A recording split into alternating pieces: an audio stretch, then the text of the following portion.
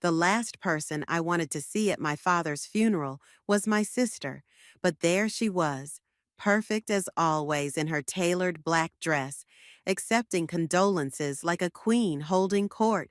I stood in the corner of the funeral home, clutching my worn leather portfolio like a shield. My name is Amelia, and I've spent my entire life being the Santos sister who never quite measured up. Darling, you made it! My mother's voice carried across the room, drawing unwanted attention. She rushed over, her face pinched with worry. Though really, couldn't you have worn something more appropriate? I glanced down at my black dress. Perfectly funeral appropriate, just not designer like Alicia's. Hi, Mom. Yes, I made it. Amelia. Alicia's voice cut through the murmur of conversations. She glided over, her surgeon's hands clasped elegantly in front of her. I was beginning to wonder if you'd show up at all. Of course I came. He was my father, too. Was he? When was the last time you visited him at the hospital? Her words were razor sharp, meant to draw blood. Too busy with your art? Before I could respond, Knox, Dad's lawyer, appeared at my elbow. Amelia, could I have a moment? She's always had a moment for everyone except family, Alicia announced loudly enough for nearby mourners to hear. Did you know she missed Dad's last birthday because of some gallery showing? My cheeks burned. It wasn't just some showing, it was my first solo exhibition, which sold exactly 0 pieces, if I remember correctly. Alicia's smile was surgical precision. At least when I'm absent, it's because I'm saving lives. Ladies, Knox interrupted. This isn't the time or place. Mom wrung her hands. Alicia's right, though. Your father was so disappointed, Amelia. If you'd just chosen a real career like your sister, the familiar weight of their disappointment pressed down on my shoulders. I watched as Angelo, my childhood friend, approached with concern in his eyes. His wife, Reese, followed close behind. Hey, how about we all take a breath? Angelo suggested, placing himself between me and my sister. We're here to remember your father. Oh, yes, let's remember him, Alicia continued, her voice dripping with false sweetness. Let's remember how he spent his last years wondering why his younger daughter couldn't be bothered to visit more than twice a year. How he had to explain to his friends why you weren't at family functions, why you couldn't just be normal. Enough! Knox's voice was sharp enough to silence the room. Robert wouldn't have wanted this. I turned to leave, but Alicia grabbed my arm. Running away again? You're such an embarrassment. You couldn't even dress properly for Dad's funeral. I yanked my arm free. At least I'm genuine. When was the last time you were real about anything, Alicia? The room fell silent. Even the funeral director stopped arranging flowers to watch. Get out, Alicia hissed. You don't deserve to be here. I looked to my mother for support, but she was already turning away, patting Alicia's arm consolingly. The familiar ache of rejection bloomed in my chest. Come on, Angela whispered, touching my elbow. I'll walk you out. As we headed for the door, Knox caught up with us. Amelia, wait. He pressed an envelope into my hands. Your father asked me to give you this, privately. I stared at the envelope, thick, cream-colored, with my name written in Dad's shaky handwriting. What is it? I asked. Knox glanced over his shoulder at Alicia, who was now surrounded by sympathetic mourners.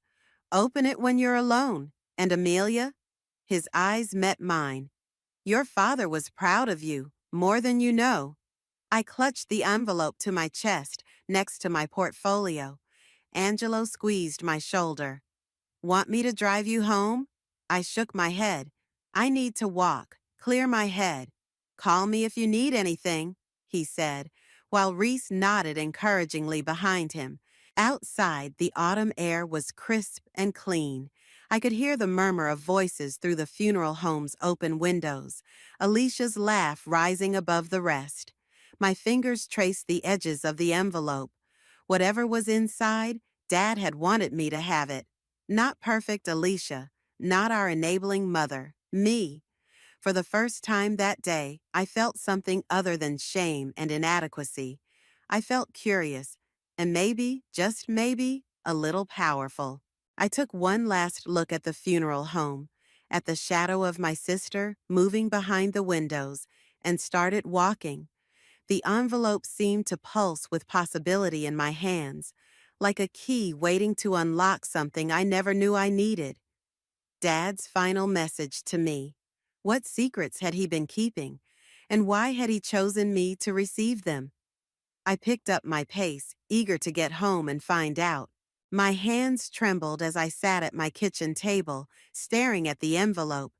3 cups of tea had gone cold, and still, I couldn't bring myself to open it. The sun had set, casting long shadows across my small apartment, when my phone buzzed.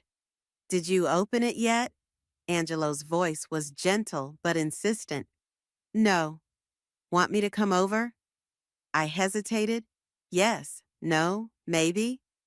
"I'll be there in 20 minutes. True to his word, Angelo arrived with a pizza and a determined look. He set it down and pulled up a chair beside me. "Okay, enough stalling. Open it." I carefully broke the seal and pulled out several papers. On top was a handwritten letter. "My dearest Amelia," I read aloud, my voice catching. "If you're reading this, I'm gone, and Knox has fulfilled his promise to deliver this to you, and only you." Angelo leaned forward. "Go on."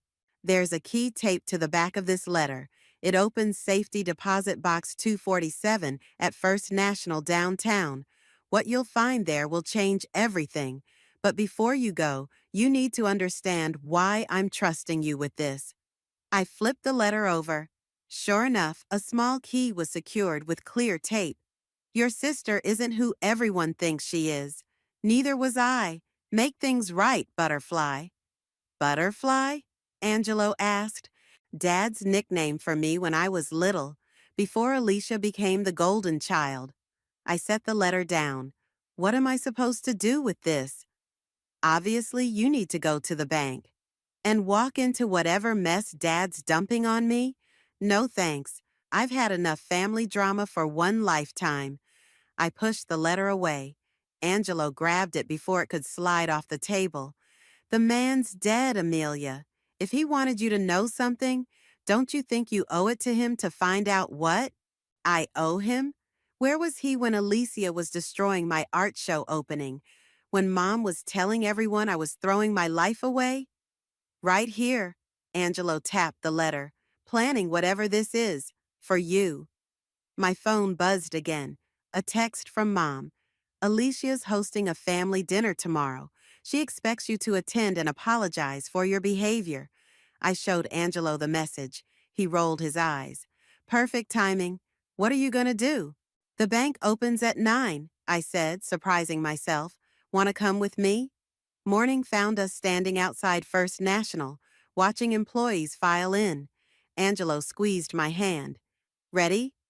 The bank manager, a woman named Patricia, led us to the vault area. "I'm sorry for your loss," she said, checking my ID. "Your father was a valued customer." The safety deposit box was larger than I expected. Patricia left us in a private viewing room, where I inserted the key with shaking hands. "Holy shit," Angelo whispered as I lifted the lid. Inside were folders, USB drives, and what looked like medical records. The top folder was labeled Malpractice AS. "AS," Angelo said. "Alicia Santos?" I opened the folder. Photos spilled out. Medical charts, internal hospital memos, and handwritten notes. My stomach churned as I read. "This can't be right," I muttered, but each document confirmed the last. Alicia covered up a botched surgery. The patient, oh God, she ended up paralyzed. "Ava Weaver," Angelo read over my shoulder. "Age 28, routine procedure gone wrong." Dad knew, he knew, and he... I couldn't finish the sentence. My phone buzzed again. Another text from Mom. "Alicia's waiting for your response about dinner." Angelo touched my arm. Amelia, you okay? I stared at the evidence in my hands. Perfect Alicia. Successful Alicia. The sister who could do no wrong. What am I supposed to do with this? My voice sounded hollow. Whatever you decide, Angelo said carefully. It needs to be for the right reasons, not revenge. Revenge? I laughed, but it came out more like a sob. Dad didn't give this to me for revenge. He wanted the truth to come out. Maybe, but he also knew it would hurt Alicia and your mom. Are you ready for that? I gathered everything back into the box, except for one folder. I need to think. Want me to drive you home? No. I clutched the folder to my chest. I need to do some research first. Find out who Ava Weaver is. Angelo frowned. Be careful, once you start down this road. I know. I managed a weak smile. But Dad called me Butterfly. Maybe it's time I caused a hurricane. As we left the bank, I texted Mom back. Tell Alicia I'll be at dinner tomorrow. We have a lot to talk about. The folder felt heavy in my bag, like it was made of lead instead of paper. But for the first time since Dad's death, maybe for the first time in years, I felt something else too. Purpose. Finding Ava wasn't hard. Her Instagram profile was filled with before and after photos. Before the surgery, standing on mountain peaks, running marathons. After, confined to a wheelchair, but still smiling in most shots. Her latest post showed her at a physical therapy session, caption reading, Day 847, still fighting. I sat in my car outside her apartment building, gripping the folder. A text from Angelo lit up my phone. Don't do anything stupid. Too late. I buzzed her apartment. Hello? Her voice was warm, curious. Hi, I'm Robert's daughter. Silence. Then, come up. Ava opened her door before I could knock. She wheeled back to let me in, her movements precise and practiced. I wondered if you'd ever find out. You knew my father? He visited me every month for the past year. She gestured to a photo on her wall, her and Dad at what looked like a cafe. He was gathering evidence. I pulled out the folder. About Alicia. Ava's face hardened. About your sister, yes, the brilliant Dr. Santos, who couldn't admit she made a mistake. She wheeled to her kitchen. Want some coffee? This might take a while. Over coffee, Ava told me everything. The routine spinal surgery, the error, the cover-up. She came to see me after, Ava said, hands wrapped around her mug. Offered me money to keep quiet. Said it would be better for everyone. Did you take it? I did. I was scared, in pain, and she made it sound like my only option. Ava's laugh was bitter. Your father found me 6 months later. He'd noticed discrepancies in the hospital records. My phone buzzed. Mom again. Dinner's at 7. Wear something nice. What are you going to do? Ava asked. I showed her the text. Have dinner with my sister, apparently. That's not what I meant. I know. I stood up, gathering the documents. Can I come back? Talk more? Ava nodded. Your father wanted justice, Amelia, not revenge. Remember that. I barely made it home in time to change. My black dress from yesterday wouldn't do. Alicia would see it as another slight. I chose a blue cocktail dress instead, one I'd bought for my gallery opening but never worn. Alicia's house was exactly what you'd expect. Modern, minimalist, perfect, like her. Mom's car was already in the driveway. You came. Alicia opened the door, martini in hand. And you're almost on time. Mom hurried over. Darling, you look presentable. Thanks, Mom. Really feeling the love. Alicia led us to her dining room. I thought we should clear the air after yesterday's unpleasantness. Unpleasantness? I set my bag down carefully, the folder inside feeling like a bomb. Is that what we're calling it?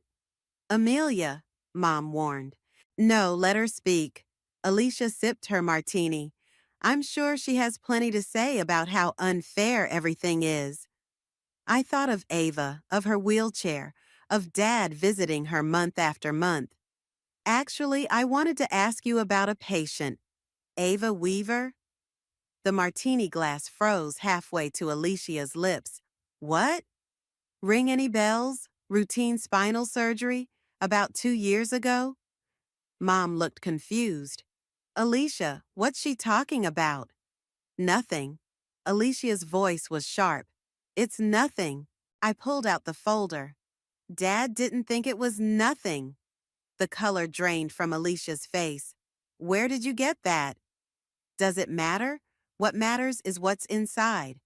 I opened it, laid out the photos, the documents. Want to tell Mom about it, or should I? Alicia? Mom picked up a photo. What is this? It's lies. Alicia stood up so fast her chair fell backward.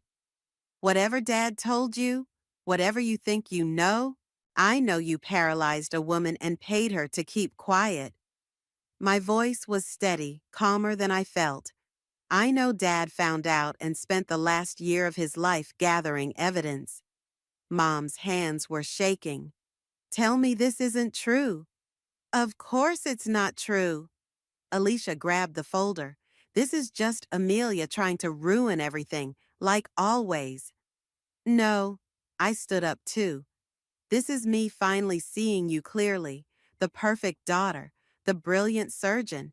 It's all a lie, isn't it? Alicia threw her martini glass. It shattered against the wall behind me, sending gin and glass everywhere. Get out! Gladly. I grabbed my bag. But this isn't over. Is that a threat? I thought of Ava's smile in her Instagram photos, of her determination to keep fighting. No, it's a promise.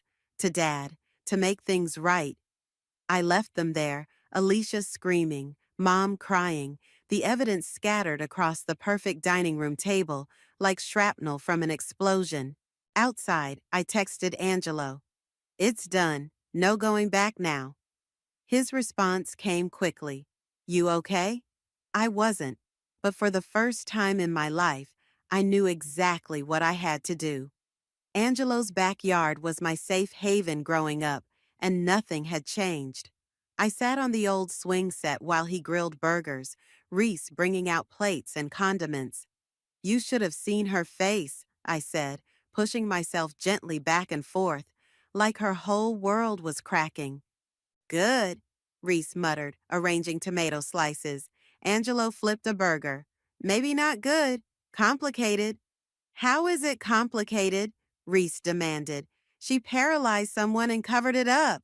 Because, Angelo said, giving me a pointed look, there's always more to the story. I pulled out my phone, showing them Alicia's latest text. If you pursue this, I'll destroy you. Remember who Mom believes. Charming, Reese said. She's scared, Angelo noted, plating the burgers. People do desperate things when they're scared. Like paralyze someone and cover it up? I couldn't keep the bitterness from my voice. No, like visiting that someone every month for a year. He sat down across from me. Your dad, I mean. Why do you think he did that? I took a bite of my burger to avoid answering, but Angelo waited me out. Because he wanted justice for Ava, I finally said. Try again. Because he wanted to expose Alicia? One more time. I set my burger down. Because he wanted to understand. Bingo. Angelo leaned forward. Look, I've known your family since we were kids. Your dad wasn't a vindictive man. If he spent a year gathering evidence, it wasn't just to bring Alicia down. Then what was it for? That's what you need to find out. My phone buzzed again, a text from Knox. We need to talk. Come to my office tomorrow. The plot thickens, Reese said, reading over my shoulder. Knox knows something, I said. He has to. Dad trusted him with everything. Including that envelope, Angelo reminded me. Maybe it's time to ask why. The next morning, Knox's office felt colder than usual. He waited until his secretary brought coffee before speaking. Your father came to me about Ava's case 18 months ago, he said, sliding a file across his desk. He wanted legal advice. About prosecuting Alicia? About protecting her. I nearly dropped my coffee. Protecting her? From what? Knox opened the file. From herself, from your mother, from the impossible standards that drove her to cover up a mistake instead of admitting she was human. That's not an excuse. No, it's not, but it is context. He pulled out a letter. Your mother's expectations nearly destroyed both her daughters. One turned to art to escape. The other, well, turned to perfection. I finished. At any cost. Knox's eyes were sad. Your father blamed himself. He thought if he'd stood up to your mother sooner, protected you both better. So what? I stood up, pacing. I'm supposed to feel sorry for Alicia now? After everything? You're supposed to understand her. That's what your father wanted. Knox handed me the letter. Read this. It's from him to Alicia. He never sent it. I scanned the pages, my hands shaking. My dearest Alicia, I watched you become what your mother wanted, but lost who you were meant to be. Every achievement became a prison, every success a new bar to reach. I failed you by staying silent. I failed both my butterflies by letting her clip your wings. He called her butterfly too? My voice cracked. You both were, before the competition started. Knox took back the letter. Your father's last wish wasn't about revenge, Amelia. It was about healing. It's too late for that. Is it? You have the evidence. You could destroy her career, her reputation, or what? Or you could help her face what she did. Help her become human again. Knox smiled slightly. Your father believed you were the only one strong enough to do it. I sat back down, remembering Alicia's face at dinner, the fear behind her anger. She threatened me. Of course she did. She's terrified. Question is, what are you going to do about it? My phone lit up. A message from Ava. Heard you confronted your sister. Can we talk? I showed Knox the message. He nodded. Seems like the universe is trying to tell you something. Standing to leave, I asked, why did Dad choose me for this?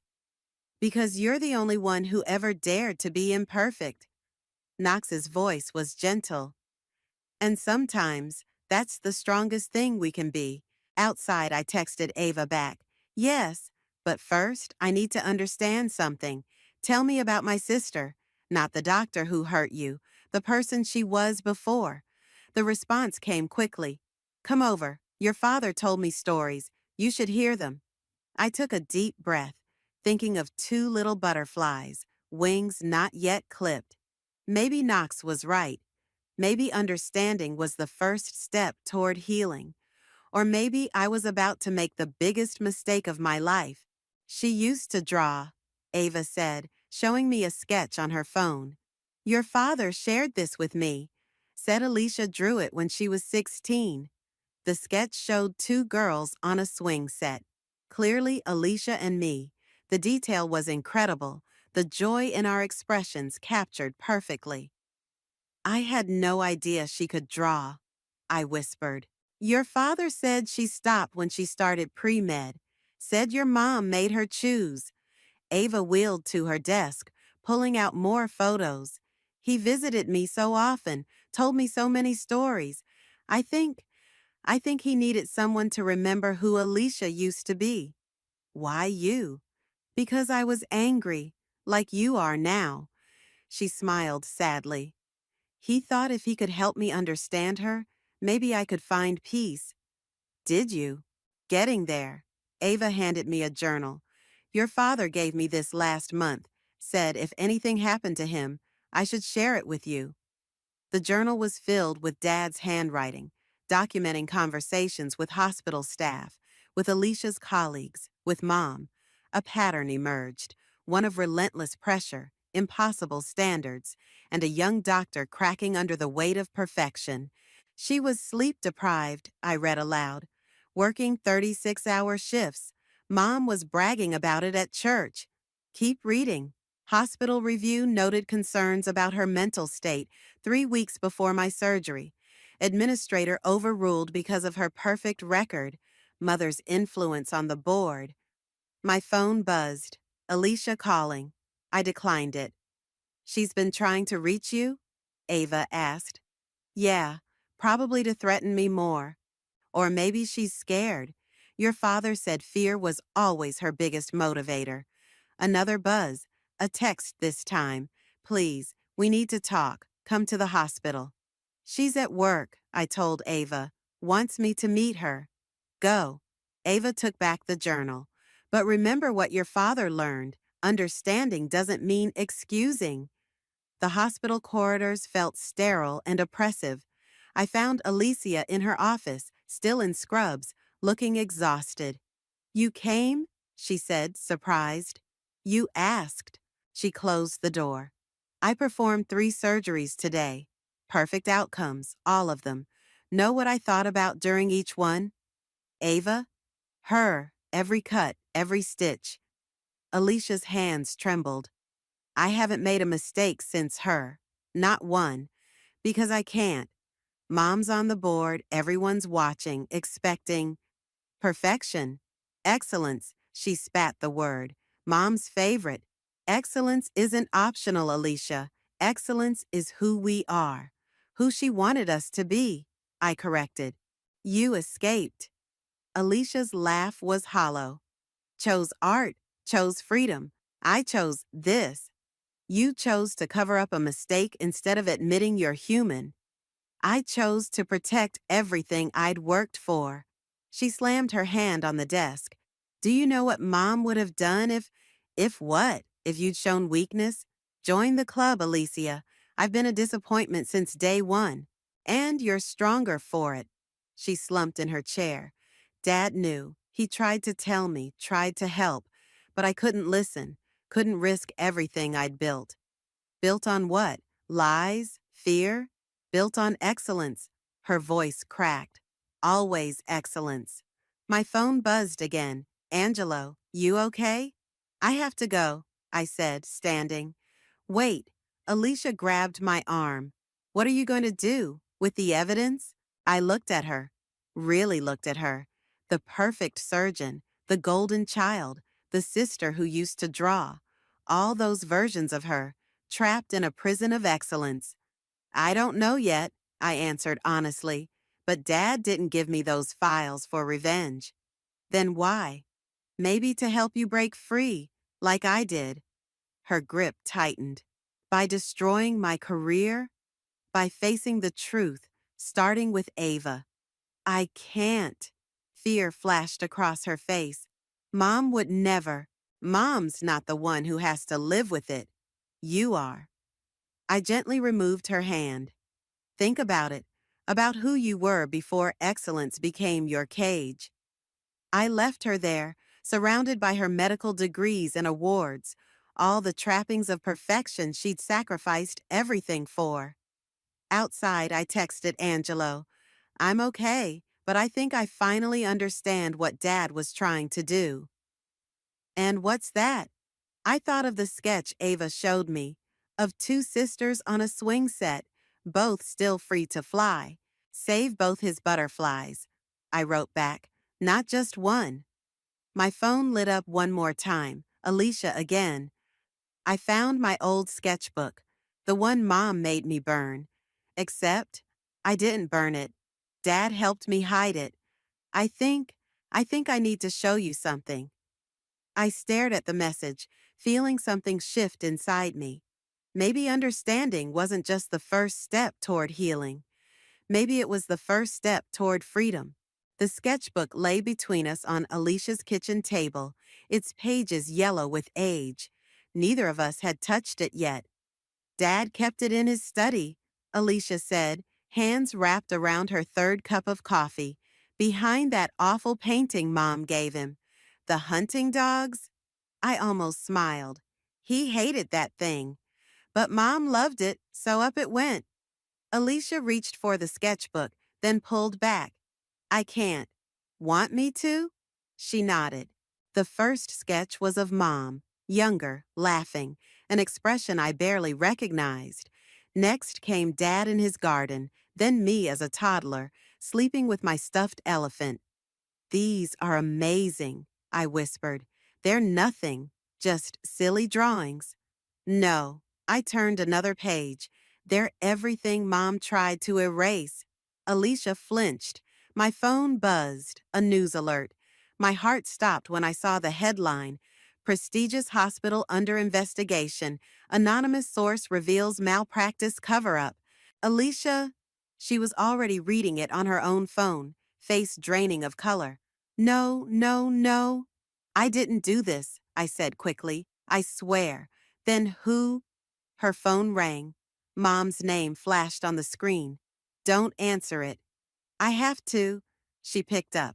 Mom? I could hear Mom's voice, shrill and panicked, through the speaker. Alicia put it on speakerphone. Disgraceful. The board is in emergency session. Tell me you can fix this. Mom, No excuses. You get to that hospital and handle this. Excellence isn't optional, Alicia. It's who we are. Alicia's hand trembled. I reached across the table and pressed the end call button. She's right, Alicia whispered. I have to go. Damage control. No. What? No more damage control. No more cover-ups. I opened my phone, showing her a new message from Ava. It wasn't me, but maybe it's time. She's right, I said. Maybe it's time to be human instead of excellent. Alicia's phone kept buzzing. Mom, the hospital, reporters. She stared at the sketchbook, at a drawing of herself as a teenager, paintbrush in hand, smile unguarded. I can't, she whispered. You can. We can. I pulled out Dad's letter from my bag. Read this. Dad wrote it before he died, but never sent it. She read silently, tears falling onto the paper. Her phone buzzed again. The hospital administrator. What do I do? Her voice was small, like when we were kids, and she'd ask me to check for monsters under her bed. We go to the hospital, together, and you tell the truth. Mom will never forgive me. Maybe, but you might finally forgive yourself. The hospital was swarming with reporters. We slipped in through a side entrance, but news had already spread. Staff members stared, whispered behind their hands. The boardroom was packed. Administrators, lawyers, Mom sitting front and center, face like thunder. Alicia, thank God. Tell them it's all lies. Show them your records, your perfect record. No, Mom. Alicia's voice was steady. No more lies. She walked to the front of the room. I stood beside her, hand on her shoulder. 2 years ago, I made a mistake during surgery. I was exhausted, overworked, trying to maintain impossible standards. She looked directly at Mom. I was afraid to admit I wasn't perfect. So I covered it up, and a woman named Ava paid the price. Stop talking, Mom hissed. Right now. The truth is, Alicia continued, I'm not excellent. I'm human, and humans make mistakes. The room erupted in chaos. Mom stormed out. Lawyers huddled in corners. My phone buzzed with a text from Knox. Your father would be proud, both of you. Hours later, after statements and meetings and preliminary agreements, we sat in Alicia's office one last time. She was packing her degrees into a box. Suspended pending investigation, she said. Could lose my license. Or you could get help. Prove you've changed. I picked up her old sketchbook. Maybe find other parts of yourself again. Like drawing? Like being human. Her phone lit up. Ava's number. We both stared at it. Answer it, I said. It's time. Alicia took a deep breath and picked up. Hello, Ava. Yes, yes. I think we should meet. I have a lot to say, and even more to apologize for. When she hung up, something had changed in her face, like a weight had lifted, replaced by something else, something real. What now? She asked. Now? I opened the sketchbook to a blank page, pulled out a pencil from her desk. Now you start drawing again, start living again, start being yourself again. And Mom? Mom can learn to love an imperfect daughter. She's had practice with me. Alicia actually laughed, a real laugh, like in Dad's old photos. She took the pencil and for the first time in 20 years began to draw. The cafe was Ava's choice, neutral ground, she'd said. Alicia sat across from her, hands wrapped around an untouched coffee. I sat between them, feeling like a mediator at a peace treaty. I've imagined this moment so many times, Ava said. What I'd say, what I'd do. But now? She gestured to the sketchbook on the table. Your father showed me your art, said it was who you really were. I'm not that person anymore, Alicia whispered. No, you're not. You're the doctor who paralyzed me and the woman who tried to buy my silence. And now? Ava leaned forward. Now, who are you? I don't know. Not good enough. Ava's voice was steel. I spent 2 years learning who I am without the use of my legs. You can spend 5 minutes being honest about who you are without your perfect facade. My phone buzzed. Mom again. I'd been ignoring her calls since the hospital. She won't stop, Alicia said, noticing. She's been calling me too. Showed up at my house last night. What did she want? I asked. To tell me how I've ruined everything, how I've destroyed our family's reputation. Alicia's laugh was bitter. She brought a PR team. Of course she did, I turned to Ava. Our mother, she's part of why this happened. Not an excuse, but I know. Ava pulled out her phone, showed us a video. Mom at a charity gala, speaking about excellence, about her perfect daughter, the surgeon. Your father showed me these too.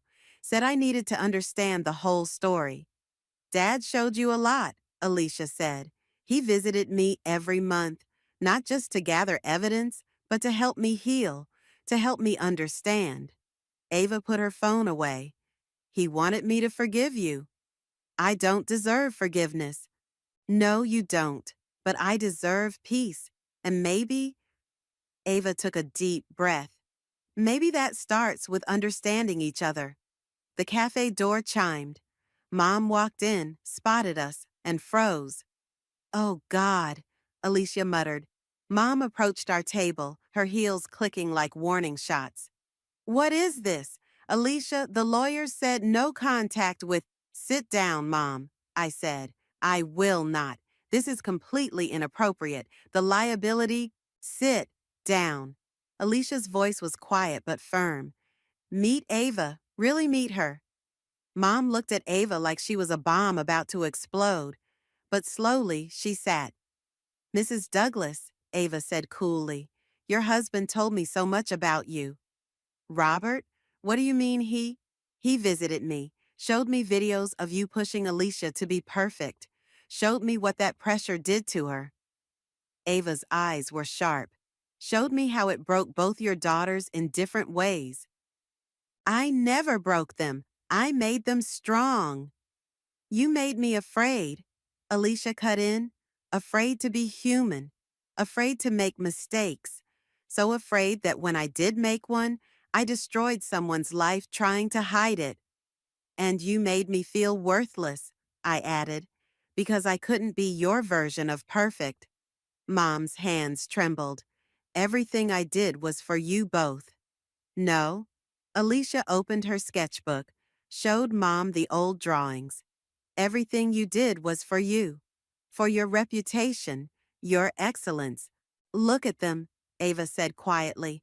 Really look at your daughters, one hiding her true self until she broke, one forced to run away to find herself. Is that excellence? Mom stared at the sketches, moments of joy, of creativity, of imperfect beauty captured in pencil strokes. I didn't. She touched a drawing of us as children, all three of us in Dad's garden. I never meant to. We know, I said. but meaning to hurt someone and doing it anyway. That's something we all need to face. Alicia turned to Ava. I can't undo what I did, but I can stop hiding from it. Stop pretending to be perfect. Good, Ava said, because I'm filing a formal complaint with the medical board. Not for revenge, but because it's right. Because other patients deserve to know the truth. I understand, Alicia whispered. And I'm testifying about the culture at the hospital, Ava continued. About the pressure, the cover-ups, the board's role.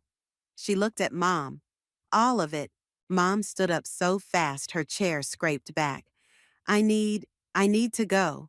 Running away won't fix this, I said. No. Mom straightened her jacket. But maybe I need to learn how to be imperfect too. After she left, Ava reached across the table and took Alicia's hand. Your father believed in second chances, not because we deserve them, but because we need them to become better. Alicia squeezed her hand, tears falling onto the sketchbook. Thank you. Don't thank me yet. Ava released her hand. This is just the beginning. The hard part comes next. What's that? I asked. Learning to live with who we really are, Ava said. All of us. Ready? Angelo asked, helping me hang the last piece. The gallery walls were lined with artwork, my paintings interspersed with Alicia's sketches. In the center, a collaborative piece we'd created together. Two butterflies emerging from their chrysalises, wings still wet but unfurling. Not really, I admitted, but that's okay. The medical board had suspended Alicia's license for 2 years, mandating therapy and supervision before she could practice again. She'd started volunteering at Ava's physical therapy center, not as a doctor, but as an art therapy assistant. The door chimed. Mom walked in, looking smaller somehow, without her usual armor of perfectionism. It's beautiful, she said, studying the butterfly piece. Both of you together. That was Dad's dream, I said. Us working together instead of against each other. More people arrived. Knox, Reese, hospital staff, local artists, and Ava, wheeling in with a bright smile and a portfolio of her own photographs. Where's Alicia? Mom asked. Here. My sister hurried in, carrying a wrapped canvas. Sorry, last-minute changes. She set up the canvas on an easel, hands shaking slightly as she unveiled it. The painting showed 3 women, Mom, Alicia, and me, but not in our usual roles. Instead, we were in Dad's garden, dirt on our knees, laughing as we planted flowers. It's not perfect, Alicia said. The proportions are a bit off, and the lighting? It's real, Mom interrupted, touching the canvas gently. That's better than perfect. Knox clinked his glass for attention. If I could say a few words? Robert left me a letter to read at this moment. The room quieted. I grabbed Alicia's hand. My dearest daughters, Knox read. If you're hearing this, you've finally found your way back to each other. Not through excellence or perfection, but through truth and acceptance. My butterflies, free at last to spread your wings. And Linda? Knox looked at Mom. My love, free at last from the cage of expectations you built around our family. This gallery showing isn't just art, it's liberation for all of you. Ava wheeled forward. Speaking of liberation, she handed Alicia an envelope. The board reviewed your case, given your honesty, the changes at the hospital, and your work at the therapy center. Alicia opened it with trembling fingers. They're reducing the suspension? 6 months instead of 2 years? With conditions, Ava said, including continuing your art therapy program. It's helping people, Alicia. Not through perfect surgery, but through healing of a different kind.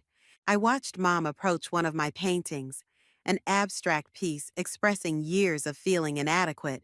She stood there for a long time. I did this, she finally said, created so much pain trying to prevent it. We all did, Alicia said, But we're learning, growing. Together, I added. The gallery filled with visitors. I watched Alicia proudly explaining her sketches, saw Mom actually listening to people's interpretations without trying to control the narrative. Even Knox seemed lighter, as if Dad's final mission was complete. Hey! Angelo appeared at my elbow. Look who's here! In the doorway stood a group of Ava's physical therapy patients, including several who joined the art therapy program. They carried a large card signed by everyone at the center. Your father would be proud, Knox said, joining us. Not because you're perfect, but because you're authentically you. Both of you, Mom added softly. Alicia and I exchanged glances. The butterfly piece between us caught the gallery lights, making the wings seem to shimmer with possibility. I have something to show you, Alicia said. She led us to a small room off the main gallery.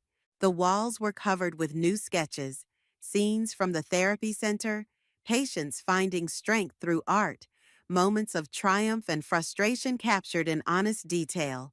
In the center, a portrait of Dad in his garden, surrounded by butterflies. He always believed in second chances, Alicia said, in becoming who we're meant to be, not who we're told to be. And who are you meant to be? Ava asked from the doorway. Alicia looked at her sketches, at the healing they represented. Someone who helps people heal. Through medicine when I can, through art when I can't, through truth always. And you? Mom turned to me. Someone who shows others it's okay to be imperfect. That beauty exists in the flaws. The gallery buzzed with life and conversation. Through the windows, I could see Dad's garden at home, the flowers he planted still blooming despite everything. To Dad, I said, raising my glass, who gave us the greatest gift? The courage to be imperfect, Alicia finished. The wisdom to be real, Mom added. The freedom to fly, Ava concluded. Outside, butterflies danced through Dad's garden, their wings catching the light. Not perfect, but beautiful. Just like us, just like he always knew we could be.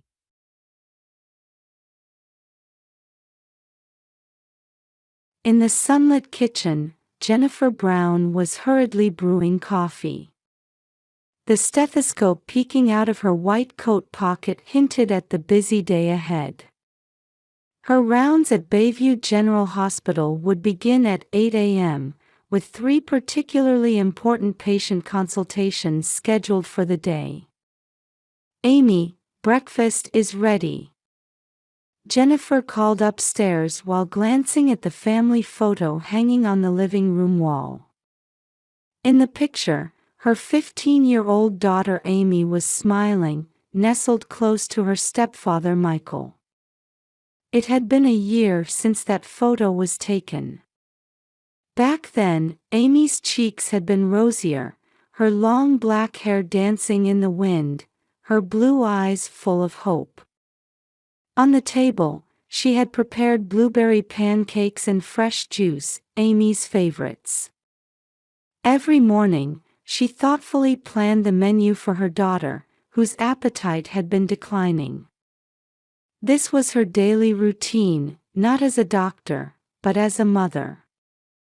The days following her husband's death in a car accident 3 years ago had felt like a world devoid of light. The cold sensation she felt when pronouncing her husband's death in the emergency room still haunted her at times. She had managed to keep going by immersing herself in her work as a pediatrician, fortunately supported by her high reputation at the hospital and the encouragement of many patients and colleagues. Light returned to her life through a chance encounter at a charity event. At a hospital fundraiser, she found herself seated next to Michael Wilson, an investment banker. Michael captured Jennifer's heart with his gentlemanly demeanor and intellectual charm. Above all, she saw the possibility of a new family in the way he bonded with her only daughter Amy. During their first dinner together, Michael listened intently to Amy's future dreams and even offered advice about medical school. Amy, in turn, quickly warmed to Michael, calling him a wonderful father. Their wedding was small but warm. Michael's parents wholeheartedly welcomed Amy as their new granddaughter. Setting up their new home in Brookline's upscale neighborhood, they seemed to be taking their first step as an ideal family. However, tragedy struck 1 year after the wedding. Amy was diagnosed with a severe autoimmune disease. She began missing school due to sudden high fevers and severe joint pain. Michael showed surprising dedication from diagnosis through treatment, shouldering the expensive medical bills without a single complaint. "Sorry, Mom. I'm not feeling well today." Amy's complexion was poor as she came down the stairs. Over these 2 years, the cycle of hospitalizations had gradually drained the vitality from her daughter. Still, Amy hadn't given up on her dream of becoming a doctor. She would read medical textbooks in her hospital bed and even encourage other children fighting the same illness.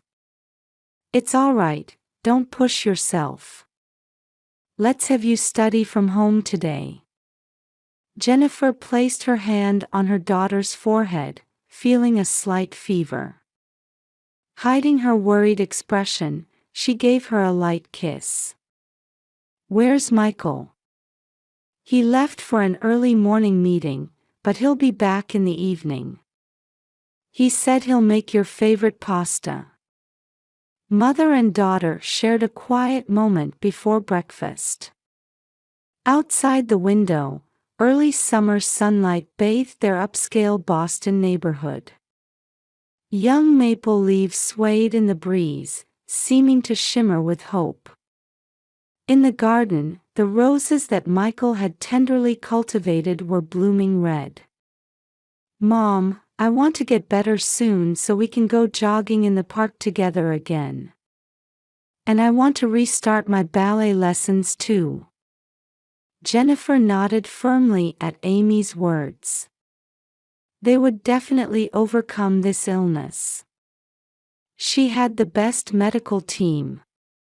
And they had family love.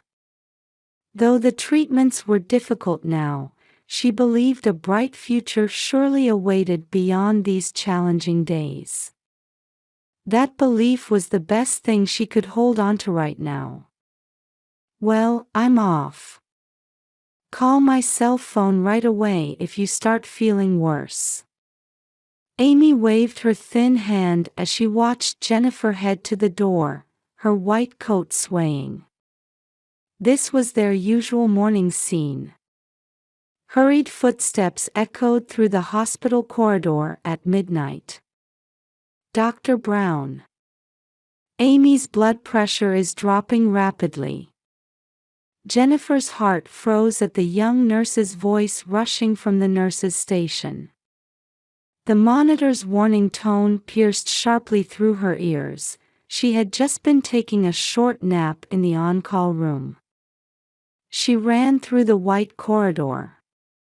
The clock showed 2:15 a.m. When she burst into the ICU private room, several medical staff were already gathered around her daughter. The numbers on the monitor screen were dropping by the moment. The attending physician, Dr. Thomas Anderson, was issuing one order after another. But Jennifer, both as a mother and a doctor, understood. Amy's body had reached its limit. On the bed, Amy lay with a pale face, her long black hair spread across the white pillow, and 4 needle in her thin arm. Her body, too thin to believe she was 15, looked like a fragile butterfly. "Mom." At that faint voice, Jennifer rushed to her side, forgetting herself. "Amy, Mom's here. It's okay, you'll feel better soon. She grasped her daughter's hand with trembling fingers. Cold. So very cold. Where's Michael? I just contacted him. He'll be here soon. In truth, Michael's cell phone hadn't been answering for the past 30 minutes. Jennifer chose to believe his late-night meeting was running long. Mom, I'm scared. Don't be scared. Mom's right here with you. Dr. Anderson quietly placed his hand on Jennifer's shoulder. His gesture conveyed both his professional judgment to wait a little longer for the medication to take effect, and his human compassion suggesting, treasure these remaining moments. Amy's breathing grew increasingly shallow. The heart monitor's waveform became smaller, as if giving up. Mom, I'm sorry. I couldn't keep my promise. Don't apologize for anything. You've been so brave. Mom is so proud of you. Tears rolled down her cheeks, but Jennifer forced a smile. She didn't want to frighten her daughter in these final moments. I wanted to become a doctor, wanted to help sick children.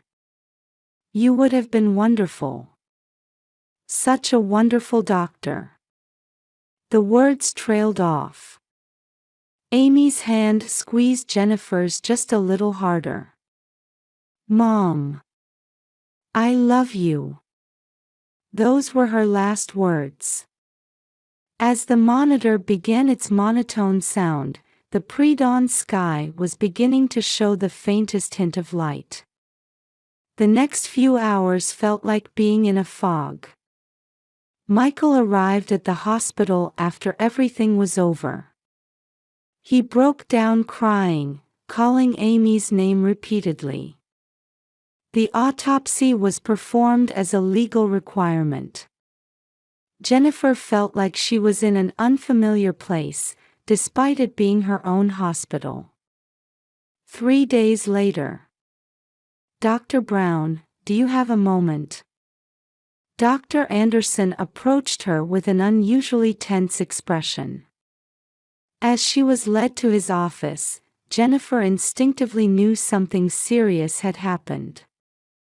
There's something I must tell you. The doctor's voice was lower than usual. During the autopsy, we found something. Dr. Anderson pulled out a file with trembling hands. An abnormal amount of sleeping medication was detected in Amy's system. An alarm-like sound rang through Jennifer's head. That's not all. The doctor played surveillance footage from the hospital. It showed a figure entering Amy's hospital room at night and injecting something into her fore. That figure was unmistakably. No, it can't be. The person in the footage was Michael. Jennifer's vision distorted, and the room began to spin.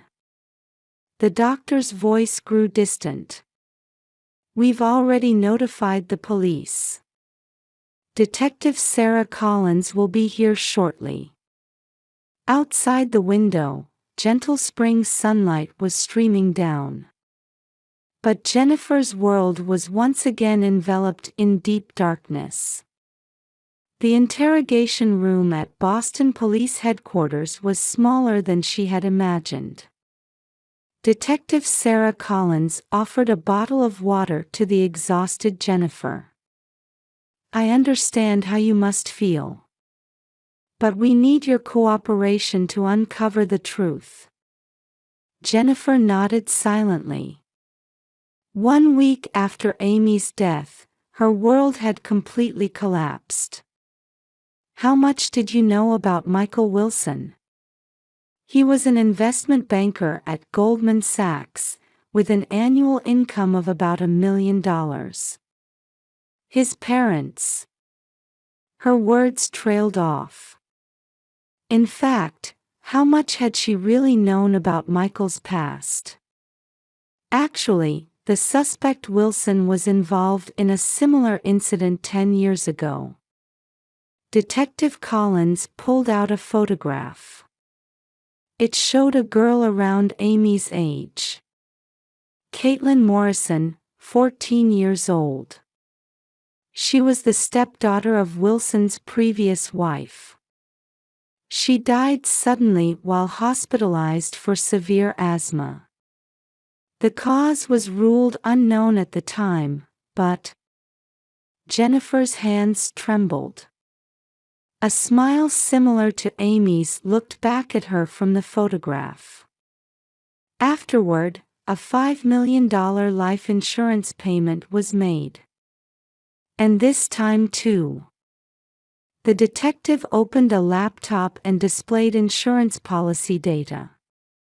Next to Amy's name was a shocking amount, a $3 million policy. The enrollment date was just 2 weeks before Amy's illness began. I didn't know about this. Furthermore, Wilson had substantial debts. Investment losses totaling about $2 million. Jennifer felt nauseous as the facts continued to emerge. Had her poor judgment cost her daughter's life? That thought pierced her chest like a sharp blade. When she left the interrogation room, reporters had gathered in the hallway. How did the doctor mother not notice? Why couldn't she see through her stepfather's crime? The questions were relentless. That night, Jennifer entered Amy's room for the first time since her death. She hadn't had the courage to enter until now. She felt as if Amy's scent still lingered on the bed. On the desk were neatly arranged textbooks and notebooks. Reference books for medical school admission were marked with numerous sticky notes. And in the back of a drawer, she found a diary and a small voice recorder. August 15th. After the 4 again, I suddenly felt sleepy. It feels different from my usual medication. Michael is taking care of me, but something feels off. I don't want to worry Mom though. Amy's trembling voice broke the silence. August 20th. When I woke up feeling sick in the middle of the night, I think I saw Michael putting something in my four. But maybe I imagined it. August 25th. When I tried to press the nurse call button, Michael stopped me. He said, "The nurses are busy. But something's wrong. I'll record this too." The recordings ended a few days before Amy's death. The next morning, Jennifer submitted the evidence to Detective Collins. Expert analysis confirmed that the recordings captured sounds of 4 bag changes and syringe handling. The investigation progressed rapidly. Michael's home and work computers revealed search histories about sleeping medication effects and dosages. Multiple bank account records showed suspicious transfers indicating drug purchases on the dark web. The arrest was executed early Saturday morning. Michael was attempting to flee the country at the airport. Michael Wilson, you are under arrest for the suspected murder of Amy Brown. As Detective Collins read him his rights, Michael showed no signs of resistance. When he briefly glanced at Jennifer, his eyes showed no emotion. During interrogation, Michael confessed with surprising ease. I needed to pay off my debts. Insurance money seemed like a sure way. The original plan was supposed to be quicker. That child just had stronger vitality than expected. His cold statement left even the interrogator speechless. Further investigation revealed more shocking facts.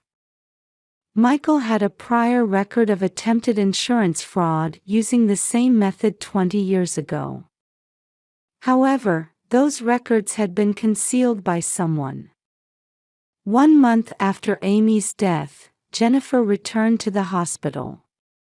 But this time, not as a physician seeing patients, but as the head of the Medical Safety Management Office. She had begun revising the hospital's security systems to prevent such tragedies from recurring. Amy. Mom will surely carry on your wishes.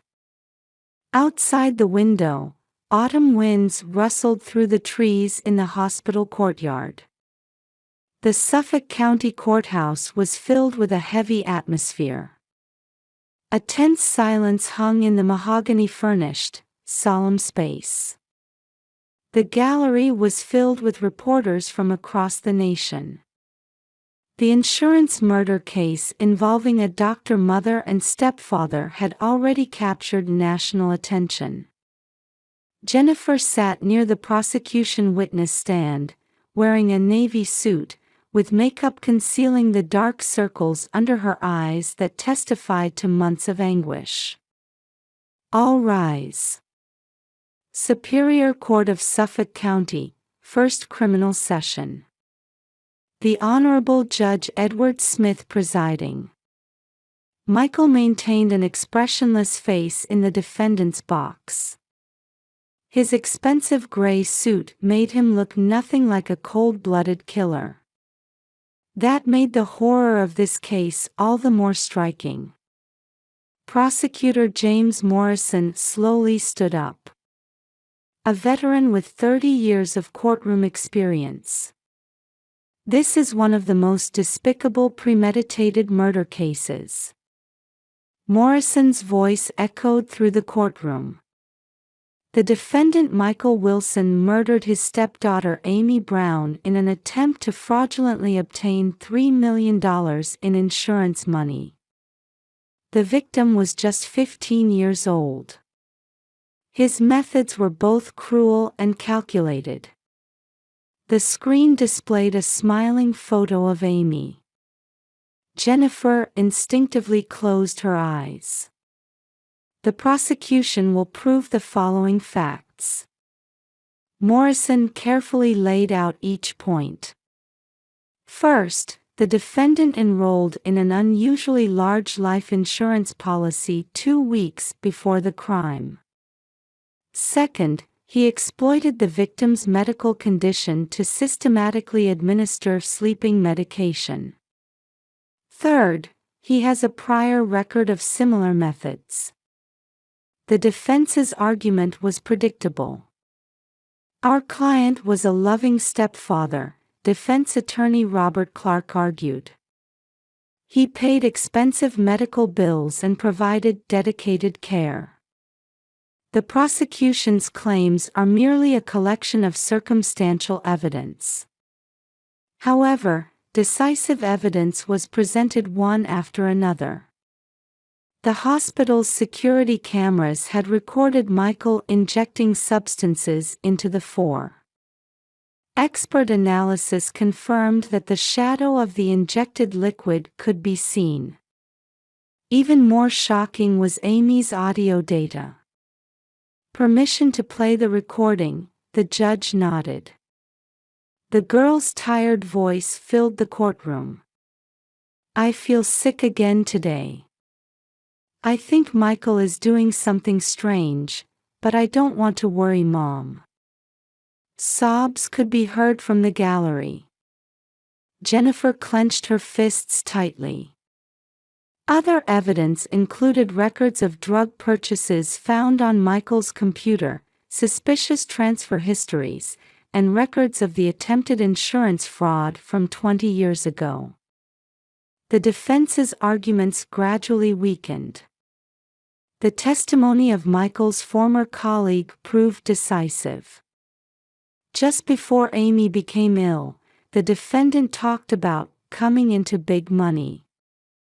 He said it was about insurance, but I thought it was a joke at the time.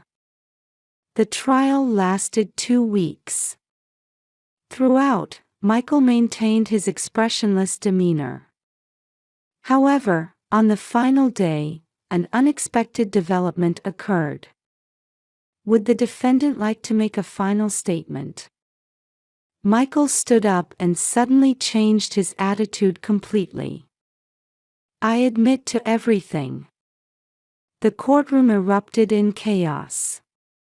I got tired of playing the perfect family. I wanted the money.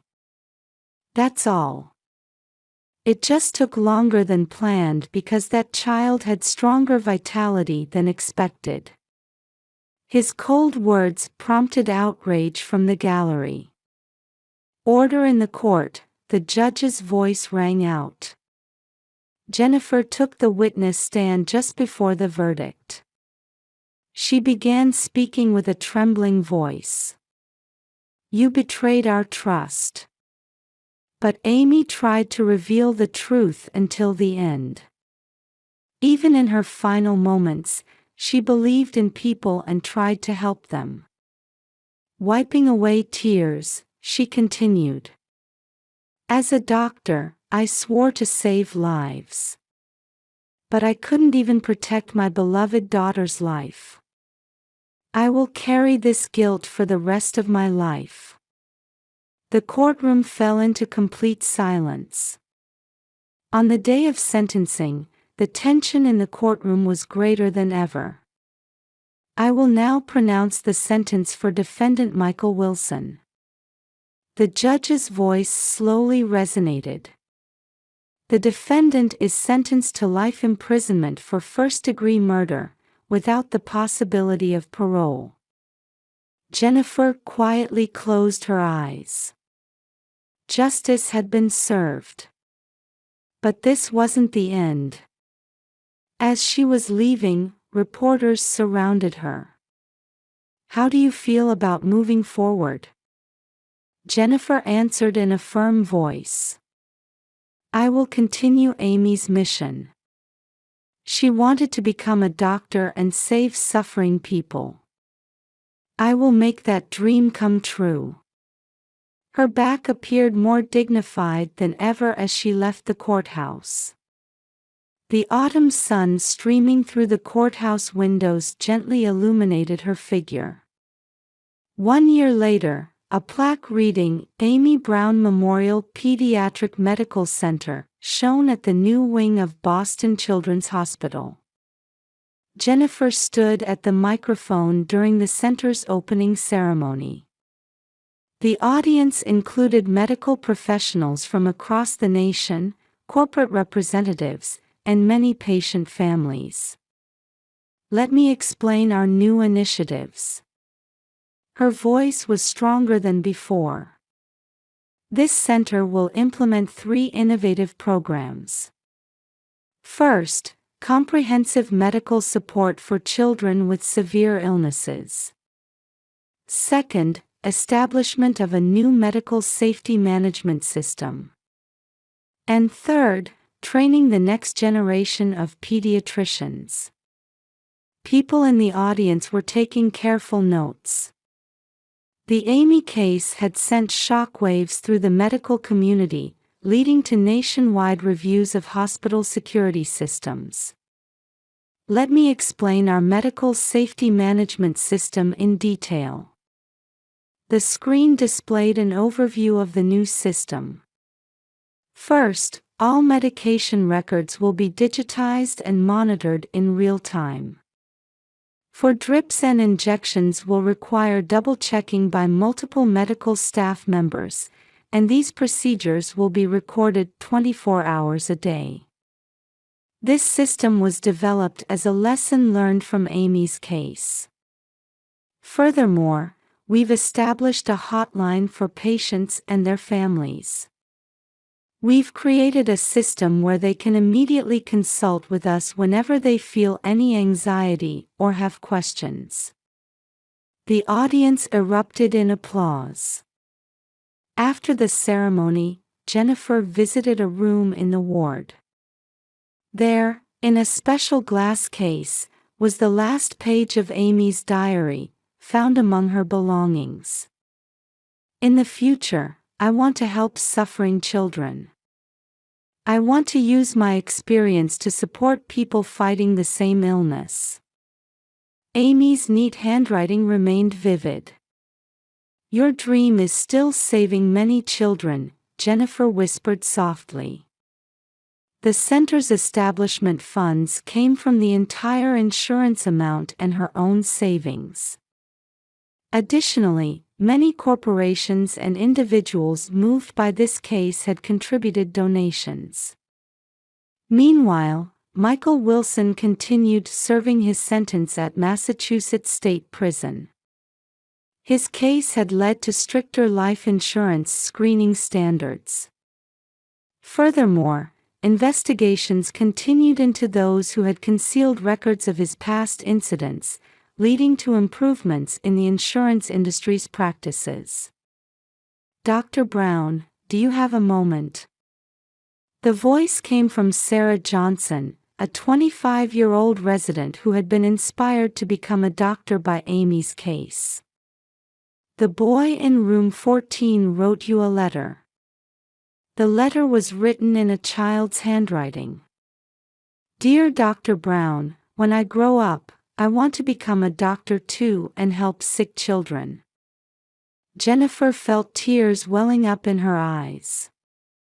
Amy's spirit was surely being passed on to the next generation. Every Friday, the center held a special event called Amy's Cafe. It was a place where hospitalized children and their families could gather and share their experiences and feelings. Today too, children of various ages were chatting with smiles on their faces. "Mom, are you watching? I'm going to get better, I promise. Doctor, I want to work here someday too. I'm not scared of the next treatment. Everyone's cheering me on." The children's bright voices echoed through the room. Outside the window, cherry trees planted in the center's courtyard were gently blooming. They were Amy's favorite flowers. Every year in this season, the full blossoms could be seen from the hospital rooms. That evening, Jennifer decided to head home early for the first time in a while. In her living room, precious mementos of Amy were carefully displayed. In the photo frame, Amy remained forever 15, showing her bright smile. Next to it lay a poem she had written. "Hope is like the stars. Even when we can't see them, they're always there. So I keep walking forward." Outside, it was a gentle spring twilight. The wind blowing through the trees announced the arrival of a new season. Jennifer sat at her desk and opened her diary. She had written in it every day without fail since Amy's death. "Amy, today too, many children were receiving courage from you. Your dream is surely bearing fruit." As she moved her pen across the page, she smiled quietly. The sadness would never completely disappear. However, there was definitely a power there to transform that sadness into hope. Tomorrow would bring another new day. And work that would light up someone's life, carrying Amy's spirit, was waiting for her.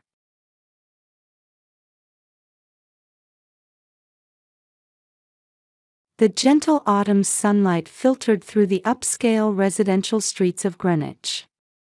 A cool breeze wove its way between the golden-hued trees. In the front garden, vibrant autumn leaves still sparkled with morning dew. "April, it's time to go," called Diana Wilson, glancing at the luxury timepiece on her kitchen island. Dressed in a navy theory pantsuit, she adjusted her pearl earrings as a finishing touch. The townhouse she'd purchased 3 years ago was a refined yet simple space. Even after the divorce, she hadn't regretted choosing this home. "Coming," a cheerful voice responded.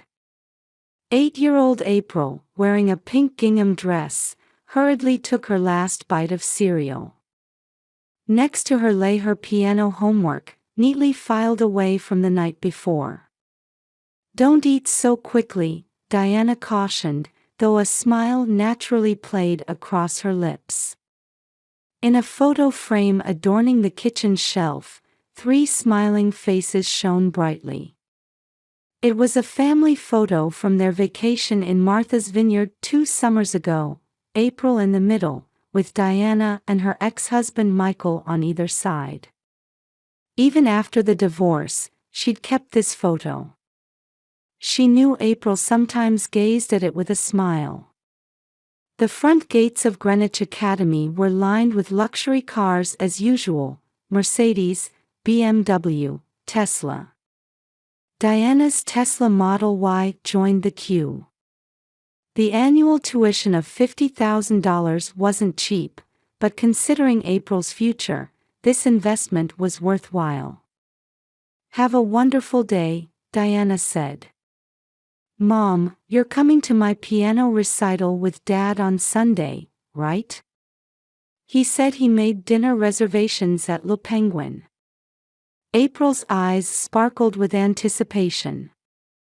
Michael never forgot the small details when it came to their daughter's education. His unwavering paternal love, even after the divorce, supported April's stable growth. "Of course. Dad's really looking forward to it too. I'm sure your performance will be beautiful." They shared a hug before April hopped out, scampering through the school gates. As Diana watched her daughter join her friends, she let out a deep sigh. Lately, a subtle worry had been crossing her mind. Upon arriving at her luxury real estate office on Greenwich Avenue, her phone immediately buzzed. A message from Michael. "All set for Sunday's recital. April's performing third. Let her know not to be nervous. My sister Catherine is coming too." Diana frowned slightly at the last line. Her divorce from her ex-husband, a former pediatrician, had happened 2 years ago in autumn. It had been an amicable separation due to different values. Through mediation, they'd managed to avoid emotional conflicts. They'd arranged joint custody with April's happiness as their primary concern. She spent weekends with her father and weekdays with her mother. For these past 2 years, that routine had remained stable. However, something had been bothering her lately. The presence of Michael's sister, Catherine, had been growing increasingly prominent. Catherine, married to a wealthy investor and living gracefully in Greenwich's prime location, was a perfectionist Vassar graduate who struggled with infertility and showered April with extraordinary affection. Recently, she'd been appearing more frequently in their weekend plans. "Understood. See you in the green room," Diana replied while gazing out the window. The autumn sunlight reflected brilliantly off the glass-fronted buildings in the business district. It would be another busy day. 3 waterfront property viewings worth $50 million. In the evening, she needed to take April to her piano lesson. The fall foliage at Bruce Park was reaching its peak. The smiling faces in the photo frame flickered behind her eyelids. After the divorce, April's smile hadn't changed. That was a source of pride for both Diana and Michael. Which was why these recent unsettling feelings were so troubling. Particularly after weekend visits, April's expression seemed increasingly clouded. She hoped it was just needless worry. By the window of her office overlooking Greenwich's skyline, Diana closed her eyes as if in prayer. Bella Hair Studio stood on a quiet street just off Greenwich Avenue.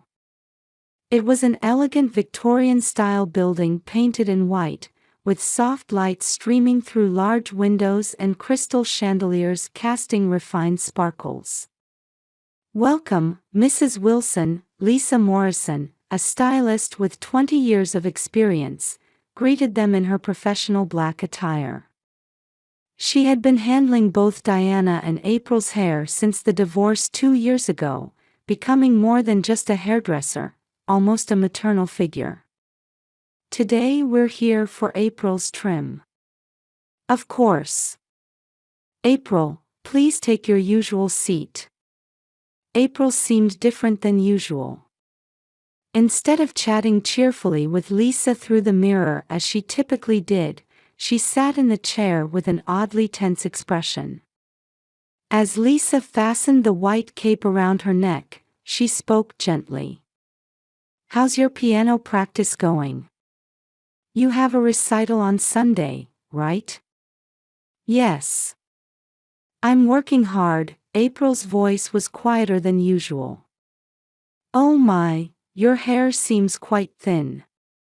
Lisa gently lifted April's hair. Her professional fingers carefully thinned the strands. Suddenly, Lisa's movement stopped. "Wait a moment. Mom, this is..." A frozen silence fell over the room. Lisa's expression changed completely. "Mrs. Wilson, please take a look at this." Diana stood up and moved behind her daughter. Lisa adjusted the lighting and tilted April's scalp to make it more visible. In that moment, Diana's breath caught. Multiple circular patches of hair loss were visible on April's scalp. Each had an unnatural shape, with bare white scalp showing through where the hair was missing. "Mom, don't look." April's voice trembled. Tears welled up in her large eyes, and her small body shook. "April, how long?" Diana's voice shook as well. While blaming herself for not noticing her daughter's suffering, she desperately tried to maintain composure. "Mrs. Wilson," Lisa spoke quietly but firmly. "This appears to be alopecia areata.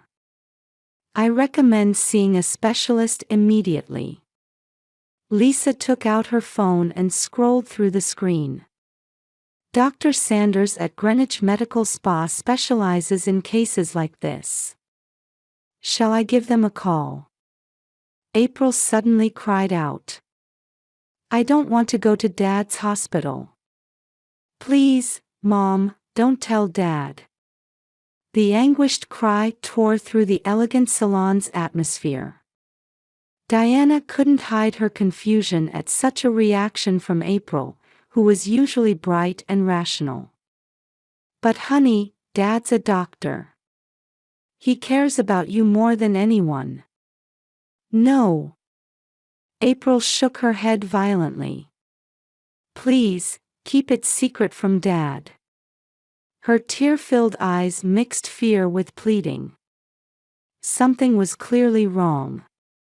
The weekend spent at her father's house. What was happening there? Why was April so afraid of being examined by her gentle father?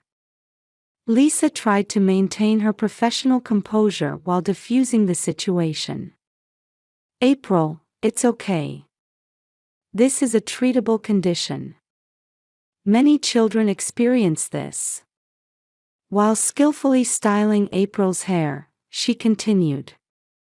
"For now, let's cut it in a way that conceals these areas." I'll add some layers to make it look natural. Diana sighed deeply as she took out her smartphone. Opening the Greenwich Medical Spa website, Dr. Jennifer Sanders' gentle smile on the screen seemed to offer a glimmer of hope. During the styling, April didn't say a word. The salon, usually filled with cheerful conversation, was wrapped in heavy silence today. Outside the window, the autumn sunlight continued to shine brightly, and the laughter of passers-by could be heard. However, in the heart of the small girl in this chair, a dark shadow was quietly spreading that she couldn't tell anyone about. As they were about to pay after the styling, Lisa quietly told Diana. It might be stress-related. Please watch your daughter carefully. If necessary. Lisa paused momentarily, carefully choosing her words. You might want to consider consulting a child psychologist. As they left, April held her mother's hand tighter than usual. In that small palm, unspoken anxiety and fear seeped out as perspiration. As Diana started the Tesla's engine, various thoughts swirled in her head. Her ex-husband, with whom she'd maintained a good relationship after the divorce. Her perfectionist sister-in-law Catherine. And her beloved daughter who had kept smiling through it all. What was threatening to disturb this family's balance?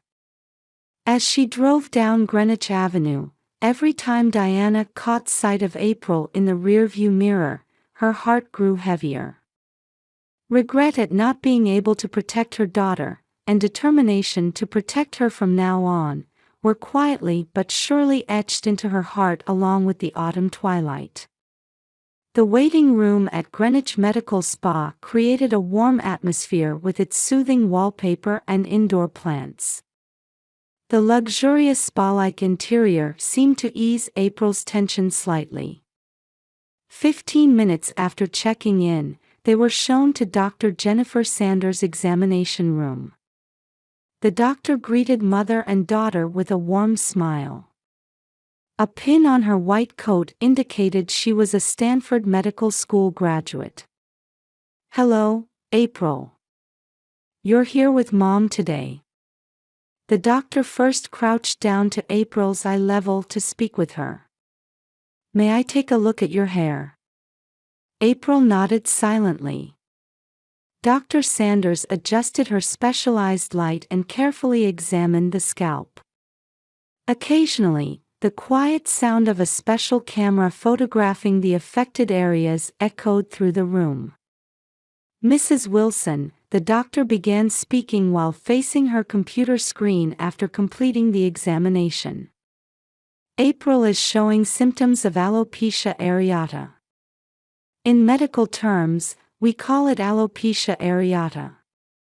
The screen displayed the captured images.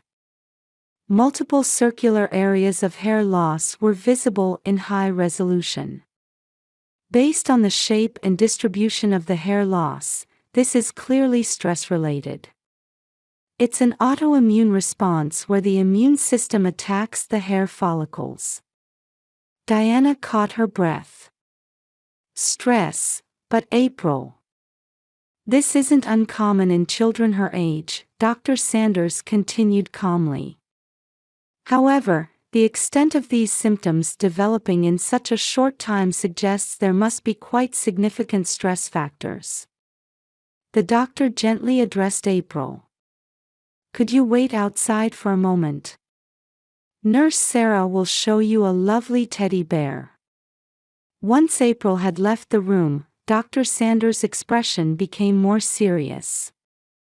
"Mrs. Wilson, have there been any recent changes in your daughter's environment? Bullying at school, changes in home life?" "I divorced 2 years ago, but things have been stable since then. I maintain a good relationship with my ex-husband. She spends weekends with her father." "Yes, every other weekend." "Does April talk about that time?"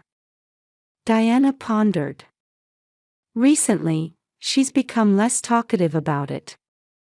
When she returns, she seems somewhat less energetic. After a moment of silence, Dr. Sanders carefully chose her words.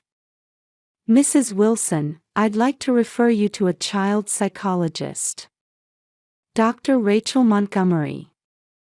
She holds a PhD in child psychology from Yale University and specializes in trauma care. When they left the examination room, April was hugging a large white teddy bear.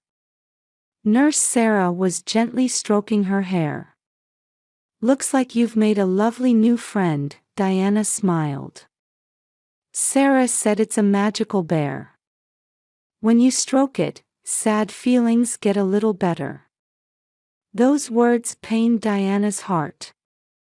The next day, the initial counseling with Dr. Montgomery began at the modern offices of Greenwich Psychological Services. Warm wood-toned interiors with strategically placed plants. Cheerful children's drawings adorned the walls. April, you can talk about anything here. It will all remain secret. Dr. Montgomery sat across from April at a low table. The child psychologist in her early 50s maintained a gentle smile. Various art therapy tools were arranged on the desk. Do you like drawing? April lifted her face slightly. Yes. Then why don't you choose your favorite color crayon? Time passed quietly. April carefully selected colors and began working on the white paper. Her initially hesitant strokes gradually became bolder. That's a lovely drawing. Is this your family? Yes. Dad and Mom and me. Dr. Montgomery focused on the details of the drawing. 3 figures. The expression of the small girl in the center, April herself, was somewhat clouded. Who is this woman? April's hand stopped. Her expression hardened when the doctor pointed to another figure drawn at the edge of the page. Aunt Catherine. The moment she spoke that name, April's voice trembled. Do you visit Aunt Catherine often? Yes, when I'm with Dad. Is it fun? April fell silent. She was unconsciously gripping the crayon tightly. April, remember I promised that anything we talk about here stays secret. I won't tell Dad or Aunt Catherine. The girl slowly raised her face. Tears glistened in her large eyes. Aunt says. This is our secret. What is? About Dad's new family. Dr. Montgomery's eyebrows moved slightly at those words. New family. Aunt says, soon, Dad will have a new family. When that happens, there might not be a place for April anymore. April's voice trembled faintly. But I don't want to get in Dad's way. So, I don't say anything.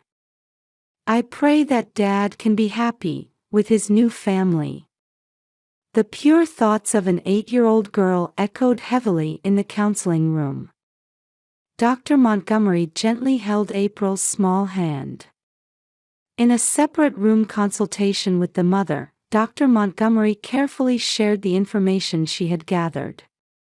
Mrs. Wilson, April is experiencing severe psychological stress. The main cause appears to be psychological pressure from her aunt, Catherine. Diana pressed her trembling hands against her eyes. I didn't notice. How could I? There's no need for self-blame, Dr. Montgomery continued, maintaining her professional composure.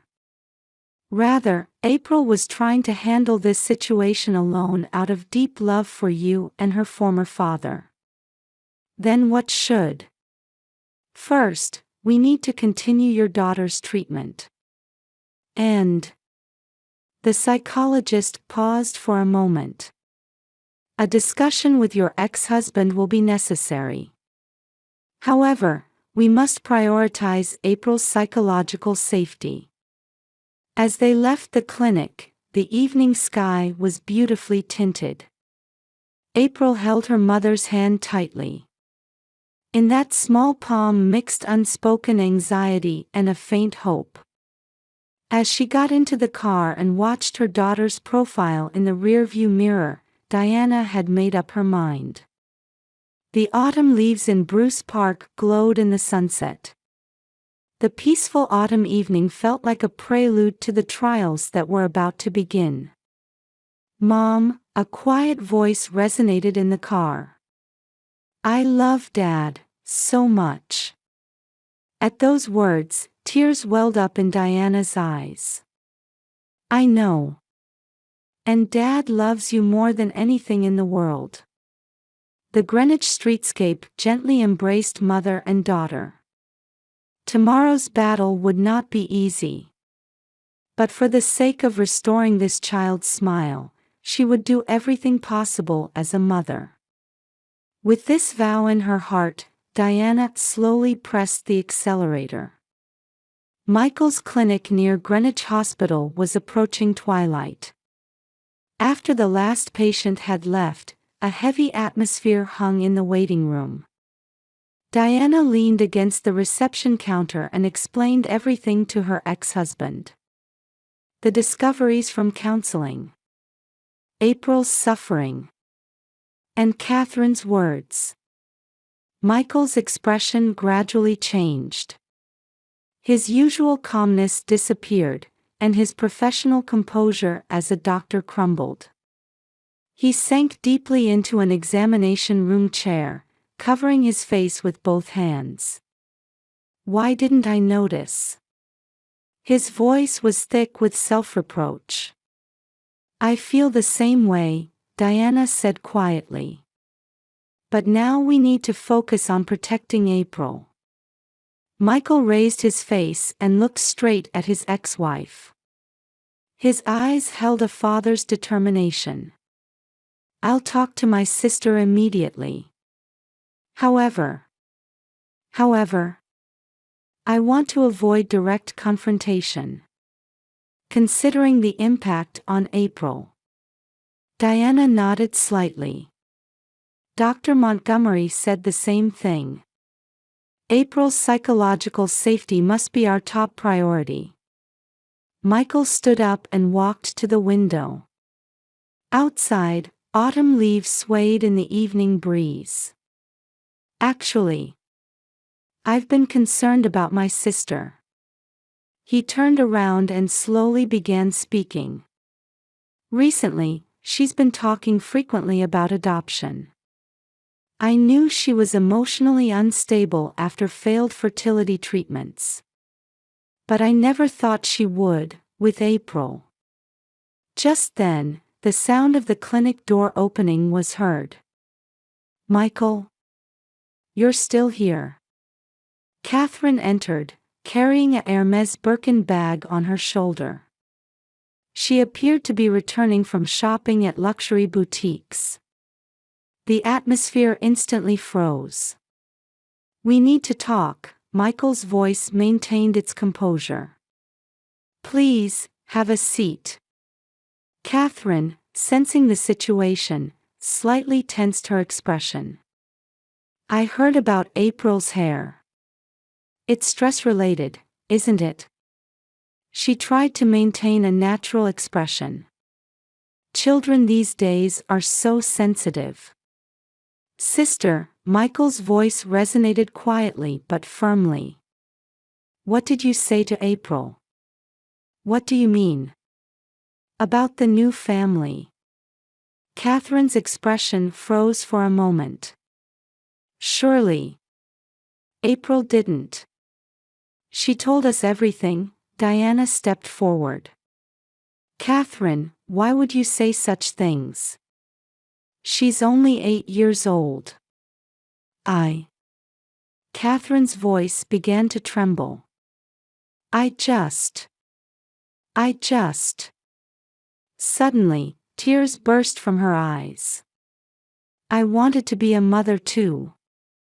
For over 10 years, continuing fertility treatments. IVF, all failures. The perfectionist woman dressed in luxury brands collapsed into a chair. Every time I see April, the happiness I can never have. Michael approached his sister and quietly placed his hand on her. I understand. You're suffering too. But that's no reason to hurt a child. What have I done? Catherine's shoulders shook. April, such a sweet child. At this moment, the clinic's back door quietly opened. Dr. Montgomery entered, holding April's hand. This was their planned entrance. April shrank back for a moment upon seeing her aunt. However, with Dr. Montgomery's gentle encouragement, she gradually stepped forward. Aunt Catherine. A small voice echoed through the silent clinic. Catherine looked up. Her makeup was smeared, her eyes red and swollen. April. I'm sorry. I. Her voice choked. The mask of the perfectionist woman was about to crumble completely. I love Dad so much, April continued with a trembling voice. But I love you too, Aunt Catherine. Those words took all the adults in the room by surprise. Michael slowly approached his daughter. He knelt down to meet April's eye level. April, you are my most precious treasure. But when Dad gets a new family, no matter who comes, you will always be my precious daughter. Michael held his daughter tightly. Tears flowed freely from April's small body. Dad. Beside them, Catherine slowly stood up. With her makeup-stained face, she turned to her sister-in-law Diana. I'll get counseling. Dr. Montgomery, would you please? The psychologist quietly nodded. Let's explore new paths together, including the possibility of adoption. Outside the window, the sunset was painting the sky red. Long shadows stretched across Greenwich's streets. Inside the clinic, a small family's new story was quietly but surely beginning. Well, shall we go home? Michael gently wiped the remaining tears from April's cheeks. How about dinner together tonight? I made reservations at Le Penguin. Really? April's eyes lit up. Yes, let's go, Diana answered with a smile. Catherine, you too. Catherine showed a hesitant expression, but April extended her small hand. Aunt, will you come with us? At that pure smile, tears welled up in Catherine's eyes again. This time, they were tears of new hope, not remorse. In the car heading to Le Penguin, April sat between her parents. Her small hands firmly held both her father's and mother's hands. In the back seat, Catherine quietly smiled. Greenwich's street lights were beginning to illuminate one by one. The autumn evening was slowly bringing hints of winter. At this changing of seasons, a small family's new bonds were surely beginning to sprout. Dr. Montgomery stood alone by the window of Michael's clinic. The road to recovery has only just begun, she whispered quietly. But this family will surely overcome it. The shadows of people walking on the street gradually melted into the night's darkness. A new night was about to fall on Greenwich. December in Greenwich was wrapped in soft snow. The illuminations on Greenwich Avenue gently reflected off the white snow surface. The door of Bella Hair Studio opened with a pleasant sound. "Look, Mrs. Wilson." Lisa proudly held up the mirror. "April's hair has grown back so beautifully." April's hair reflected in the mirror was remarkably lustrous compared to 3 months ago. The circular bald patches were barely noticeable. "Really?" Diana touched her daughter's hair with overwhelming emotion. "Hey, Mom," April exclaimed happily. "Can we all decorate the Christmas tree together this year?" "Yes, of course." Regular counseling with Dr. Montgomery. Rebuilding the relationship with Catherine. And above all, the gradual healing of April's heart. These 3 months had been a period of significant change for the entire family. Mother and daughter enjoyed Christmas shopping at Richard's luxury boutique. April was seriously selecting a present for her father. "Dad always uses his stethoscope, how about this?" April pointed to a stethoscope case made of fine leather. "That's lovely. Dad will definitely be pleased." In the adjacent window, Catherine's reflection was visible. She was watching the two from a slight distance. After 3 months of counseling, she too had gradually changed. "Catherine," Diana called out. "Would you help us choose?" After a moment's hesitation, Catherine slowly approached. "April, may Aunt help too?" "Yes." Faint tears glistened in Catherine's eyes. She had recently begun adoption procedures. She had taken a step toward the possibility of a new life. The 3 of them selected Christmas dinner ingredients at Whole Foods Market. Turkey, cranberry sauce, and ingredients for April's favorite sugar cookies. "Hey, why don't we try Aunt Catherine's recipe this year?" April suggested. "Aunt is really good at cooking." Catherine stopped in her tracks. Her chest tightened at her niece's pure expression of trust. In Bruce Park, snow continued to fall quietly. On a park bench, Dr. Montgomery was reviewing her latest counseling notes. "April's recovery is progressing better than expected," she explained to Michael and Diana. "Particularly, the family's approach of facing the problem together has been highly effective." "It's all thanks to you, Doctor," Michael expressed his deep gratitude. "No," Dr. Montgomery smiled gently. "This is the power of your love." Christmas Eve night. In Michael's living room stood a tall Christmas tree that nearly reached the ceiling. The fireplace fire gently illuminated the room. "Dad, please put this ornament up high." Michael carefully attached the red star that April handed him to the top of the tree. Diana prepared warm hot chocolate, while Catherine arranged homemade sugar cookies. "Everyone, gather round for a moment." Michael gathered the family in front of the fireplace. "This year has been one of great trials for all of us," he began speaking quietly. "But through these trials, we learned about true family bonds." April was snugly settled between her parents. Catherine too, while maintaining some distance, was definitely part of the family circle with her sure presence.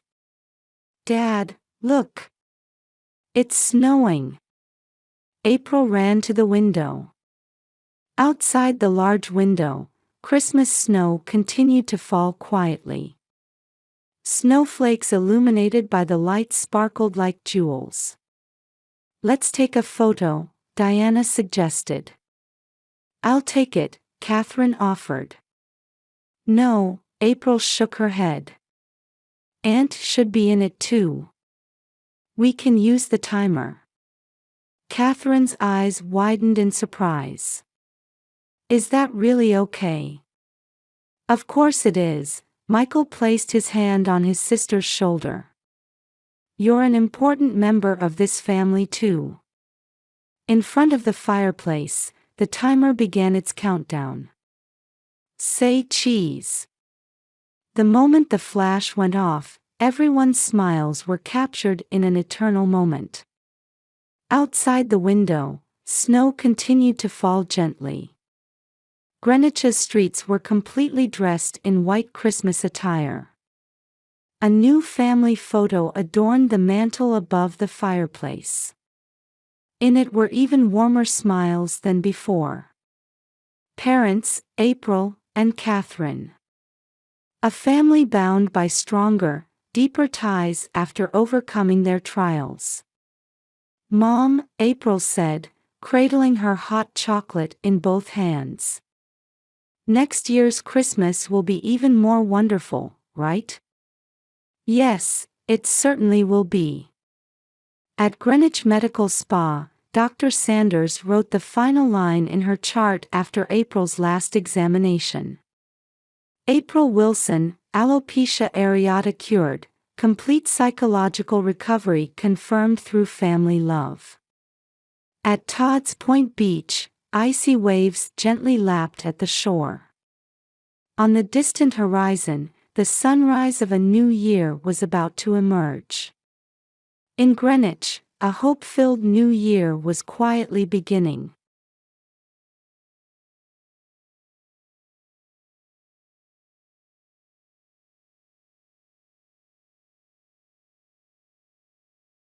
The lobby of the Greenwich Manor Hotel and Spa was bathed in the soft glow of crystal chandeliers at dusk.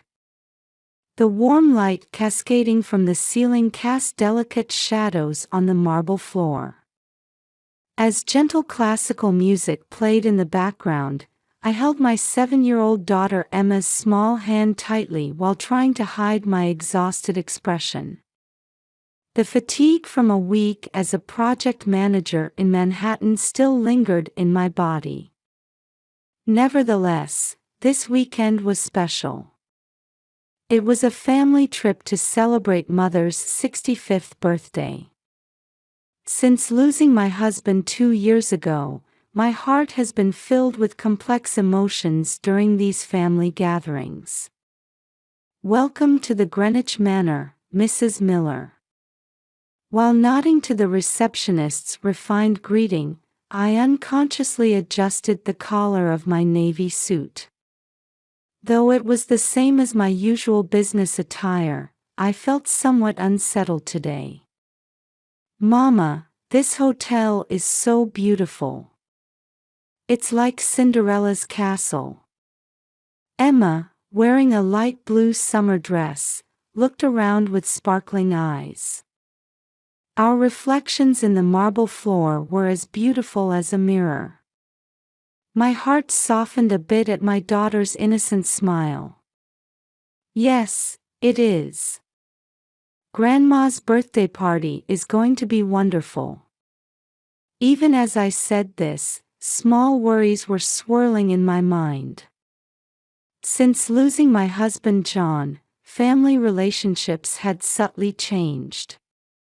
Mother seemed particularly concerned about me raising my daughter alone, and my sister Patricia never missed a chance to showcase her perfect family life on social media.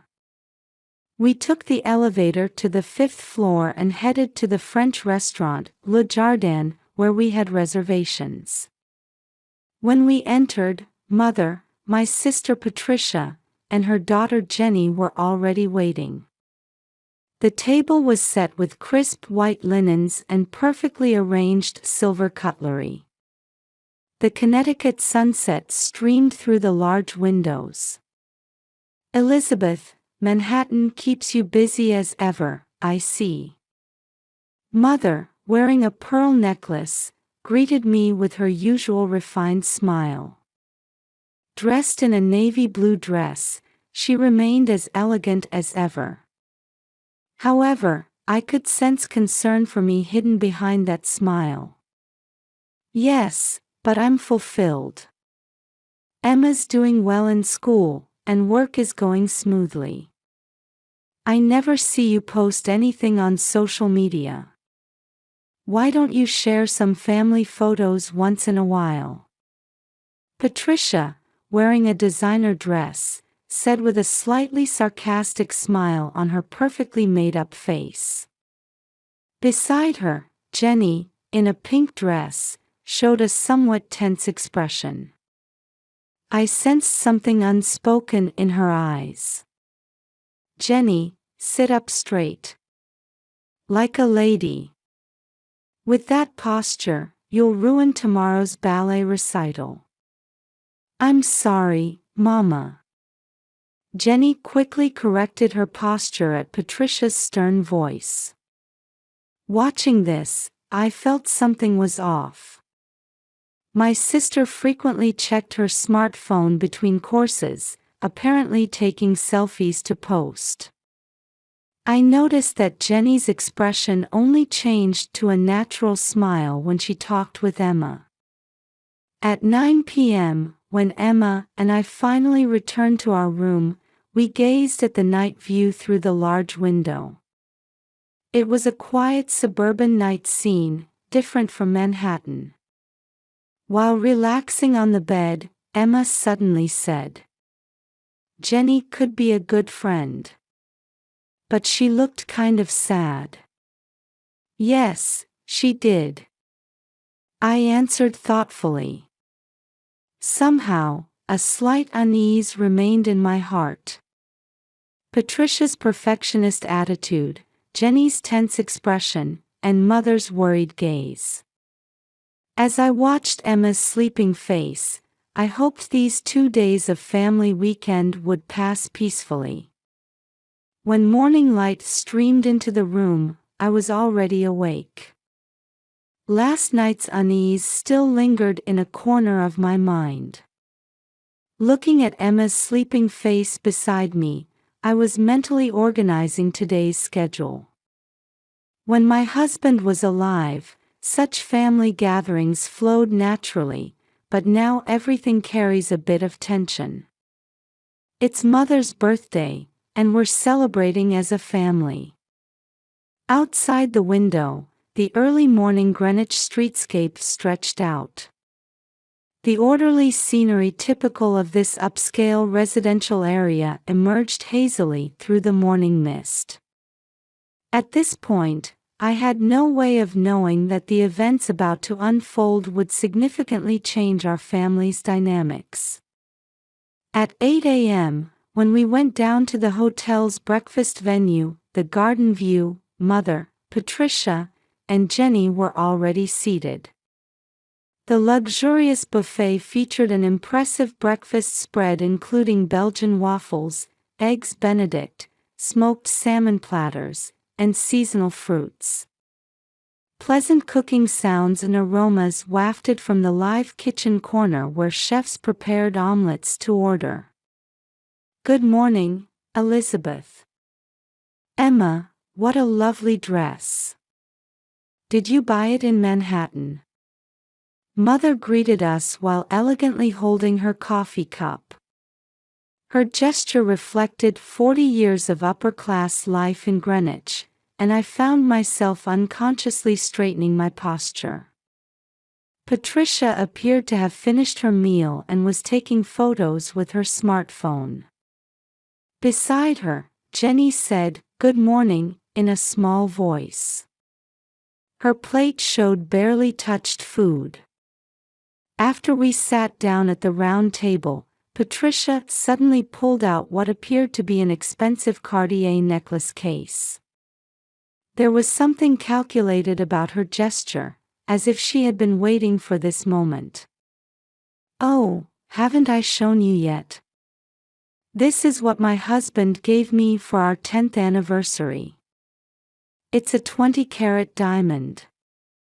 Everyone at last week's charity party was so envious."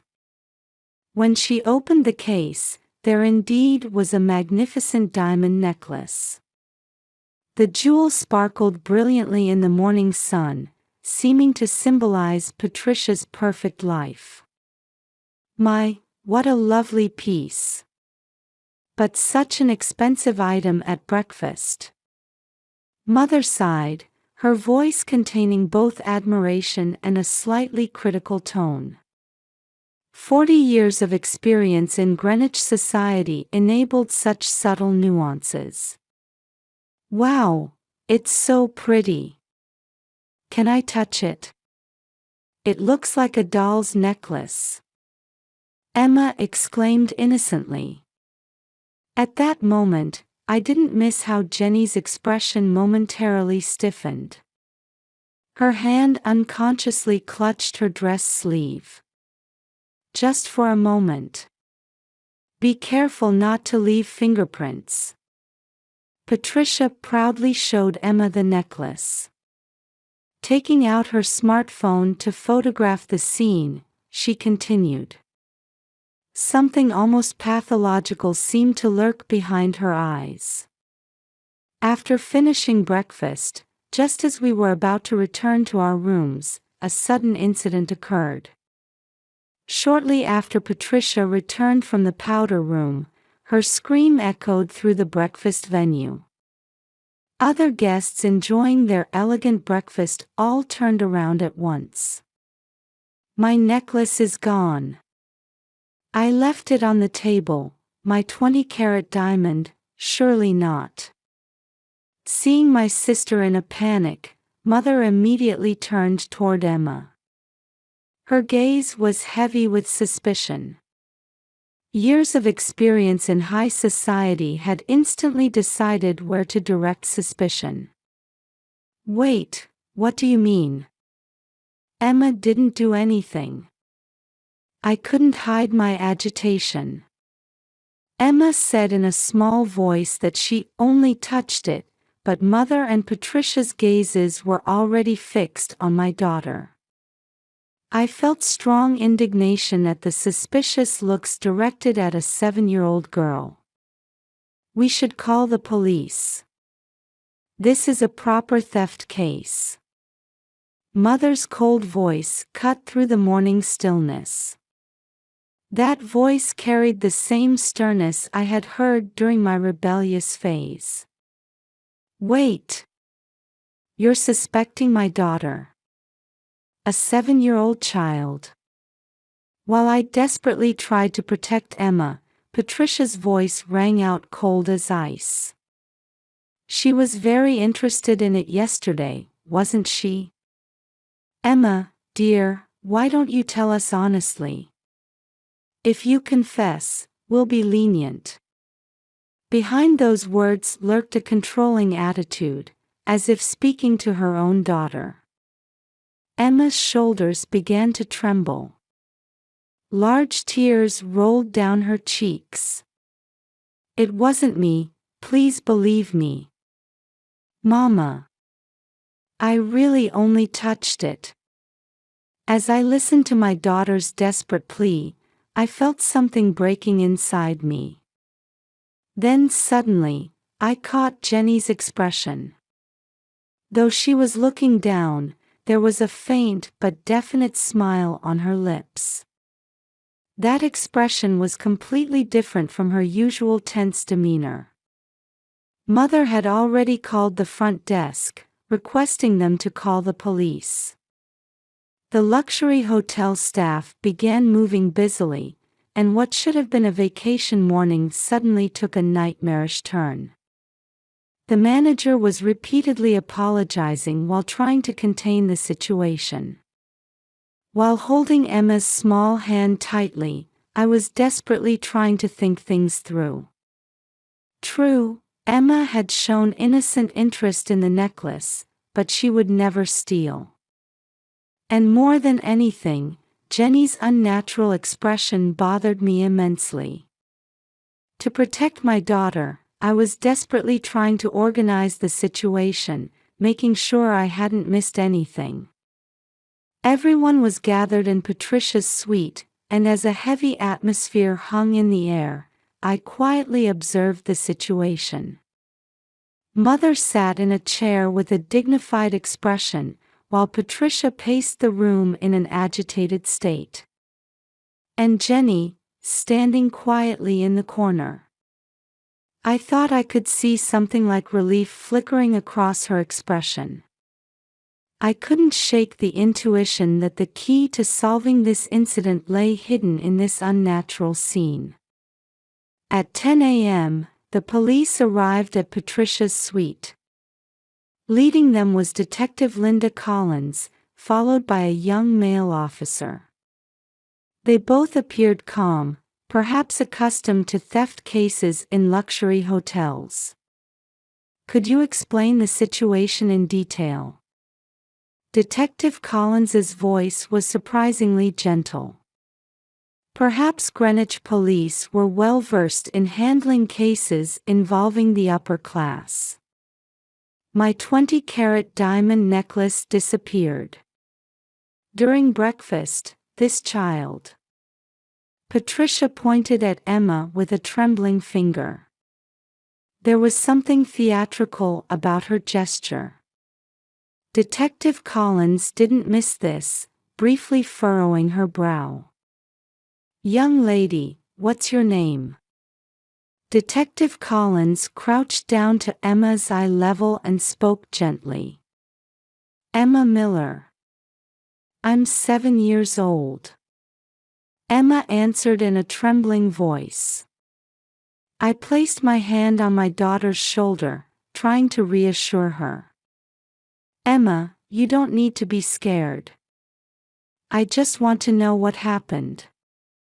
Detective Collins's voice carried a warmth backed by experience. Emma seemed to regain some composure. The necklace was pretty, and I just touched it when they let me, really.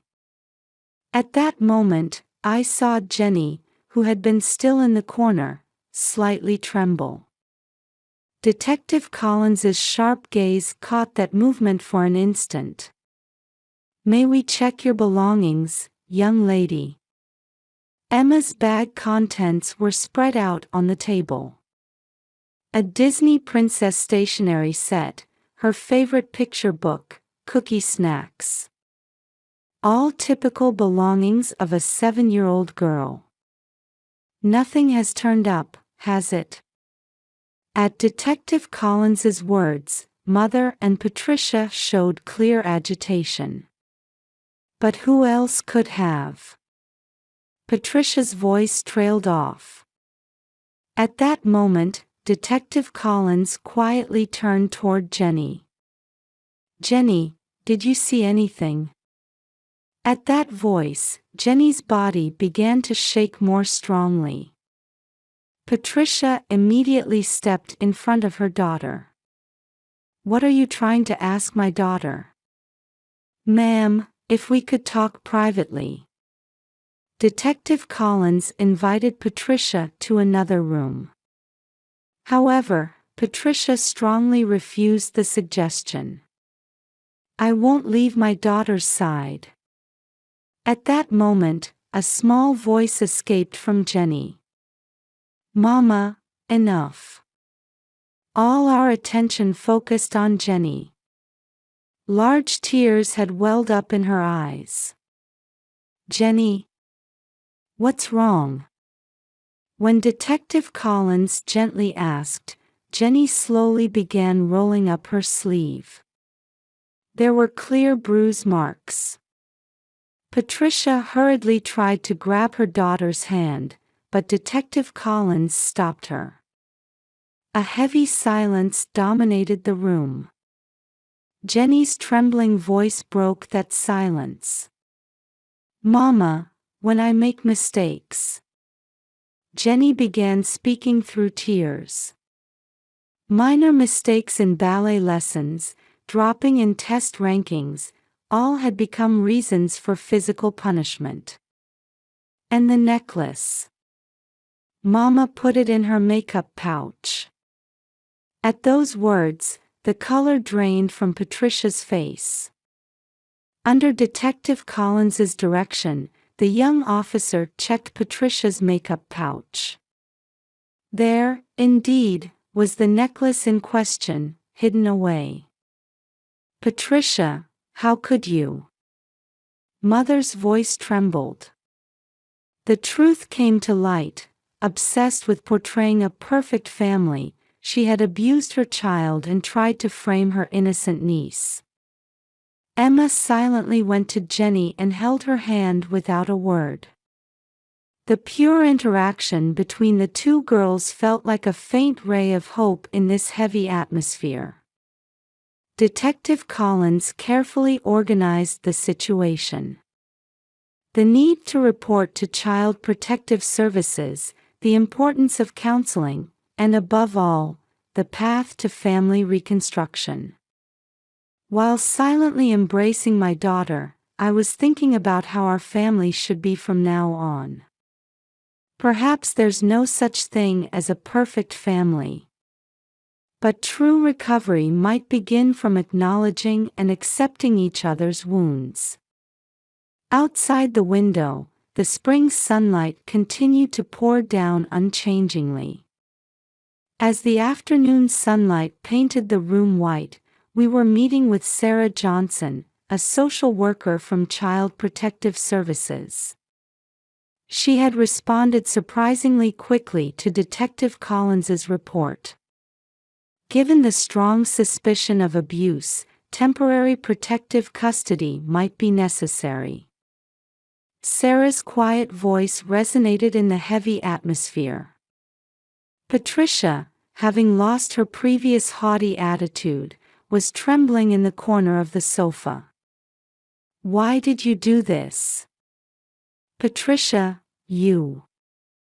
To my question, after a long silence, my sister began speaking in a thin voice. "I wanted to be perfect, wanted to be the ideal family that everyone envied." Her confession wouldn't stop, like a dam breaking. Her obsession with collecting likes on social media. Her thirst to always be the object of envy. And the reality that she had chosen her daughter, the weakest presence, as an outlet for these distorted desires. I had to post every day. It was all lies, but I couldn't stop. While listening to Patricia's confession, Mother was quietly crying. "I bear responsibility too." Mother's unexpected words made everyone in the room hold their breath. I demanded too much perfection from my children. I bound you too tightly. Elizabeth, Patricia, I'm sorry. 40 years of life in Greenwich's upper society. Days of constantly minding appearances and forcing pretense. That pressure had unknowingly cast shadows onto the next generation. But it's not too late. I stood up and walked over to Jenny, who was standing by the window. "What do you think makes a real family?" Jenny thought for a moment and answered in a small voice.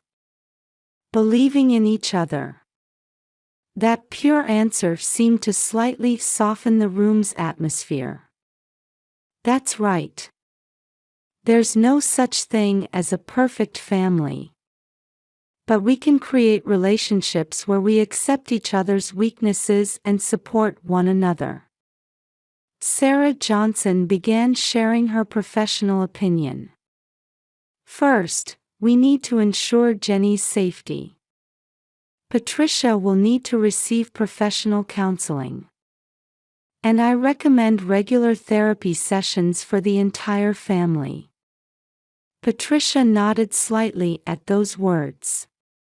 For the first time, genuine regret showed in her eyes. And it would be good to take a break from social media.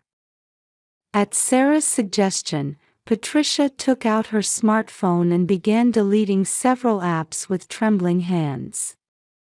Watching this, Emma suddenly took Jenny's hand. "Hey, Jenny, want to come to our place? New York is really fun. We can play in Central Park, go to museums. The adults were momentarily speechless at this pure childish proposal. However, that simple suggestion might become our family's new first step. As a temporary measure, that could be one option. Sarah evaluated it positively. Detective Collins also showed an approving expression. During that time, Patricia can focus on necessary treatment and counseling. But Mother gently interrupted Patricia's hesitant words. Your recovery is most important right now. For Jenny's sake too. As we faced this important decision, dusk was beginning outside. The soft spring light quietly enveloped us in the room. Then, for the specific procedures. As Sarah began taking out documents, Jenny started speaking in a small voice. Mama. I'm not scared anymore. Because. She looked at Emma and smiled faintly. I believe we can become a real family. At those words, large tears rolled down Patricia's cheeks. For the first time, real tears, not performed ones. I'm sorry. I'm sorry. She knelt down and gently embraced Jenny. That figure showed genuine motherly love, completely different from the affectionate displays staged for social media. We can take it slow now. At Mother's words, I felt the room's pressure gradually dissolving. While signing the final documents, Detective Collins gave us advice. Family reconstruction takes time. But if you face things honestly like today, a path will surely open. While preparing to return to Manhattan, I gazed out the window. Greenwich's streetscape remained orderly as ever. But beneath that seemingly perfect surface, perhaps other families were also struggling, fighting, and searching for paths to reconstruction. In the twilight sky, a small star began twinkling. 3 months later, on a Sunday morning, my apartment in Manhattan's Upper West Side was wrapped in a peaceful atmosphere. Sweet pancake aromas wafted from the kitchen, and children's laughter could be heard from the living room. Emma, it's my turn next. Jenny's voice was bouncing with joy. At the table, the two girls were absorbed in choosing toppings for their pancakes. In these 3 months, Jenny's expression had become remarkably brighter. All right, but go easy on the maple syrup. When I called out, Jenny smiled somewhat shyly. Even though it was just weekends, since taking temporary custody of Jenny, our lives had certainly changed. Elizabeth, you've been such a help. Patricia, sitting in the guest chair, spoke quietly. Continuing her thrice-weekly counseling, her expression no longer showed its former arrogance. There was no sign she would reactivate her deleted social media accounts. That's what family is for. While pouring coffee, I observed my sister's changes. Wearing casual clothes instead of designer brands, without heavy makeup, she had a strange serenity about her. The therapist says, I was obsessed because what I really wanted was to be loved. I nodded silently at Patricia's confession. Perhaps deep in her heart lay a need for approval that had been there since childhood. Mother has changed too. Patricia nodded in agreement at my words. Last week, Mother announced she would postpone her planned move to a retirement home.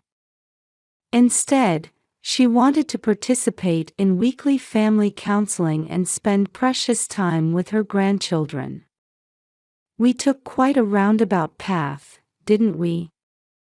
Outside the window, Central Park's greenery sparkled in the early summer sunlight.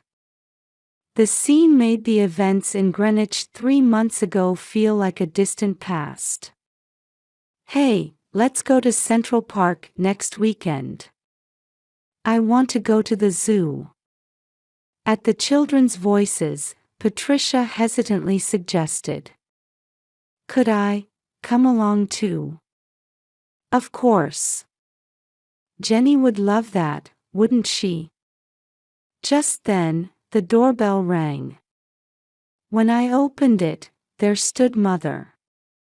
Grandma.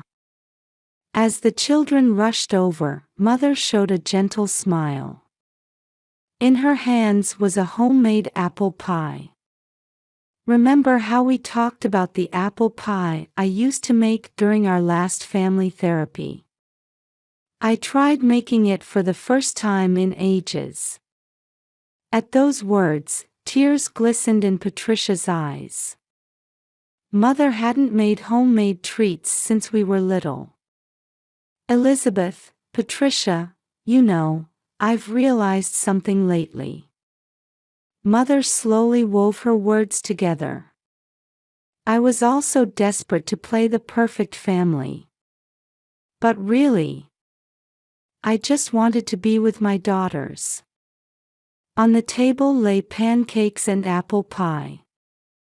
Though not perfectly presented, their warmth touched our hearts more than any Instagram-worthy table setting from before.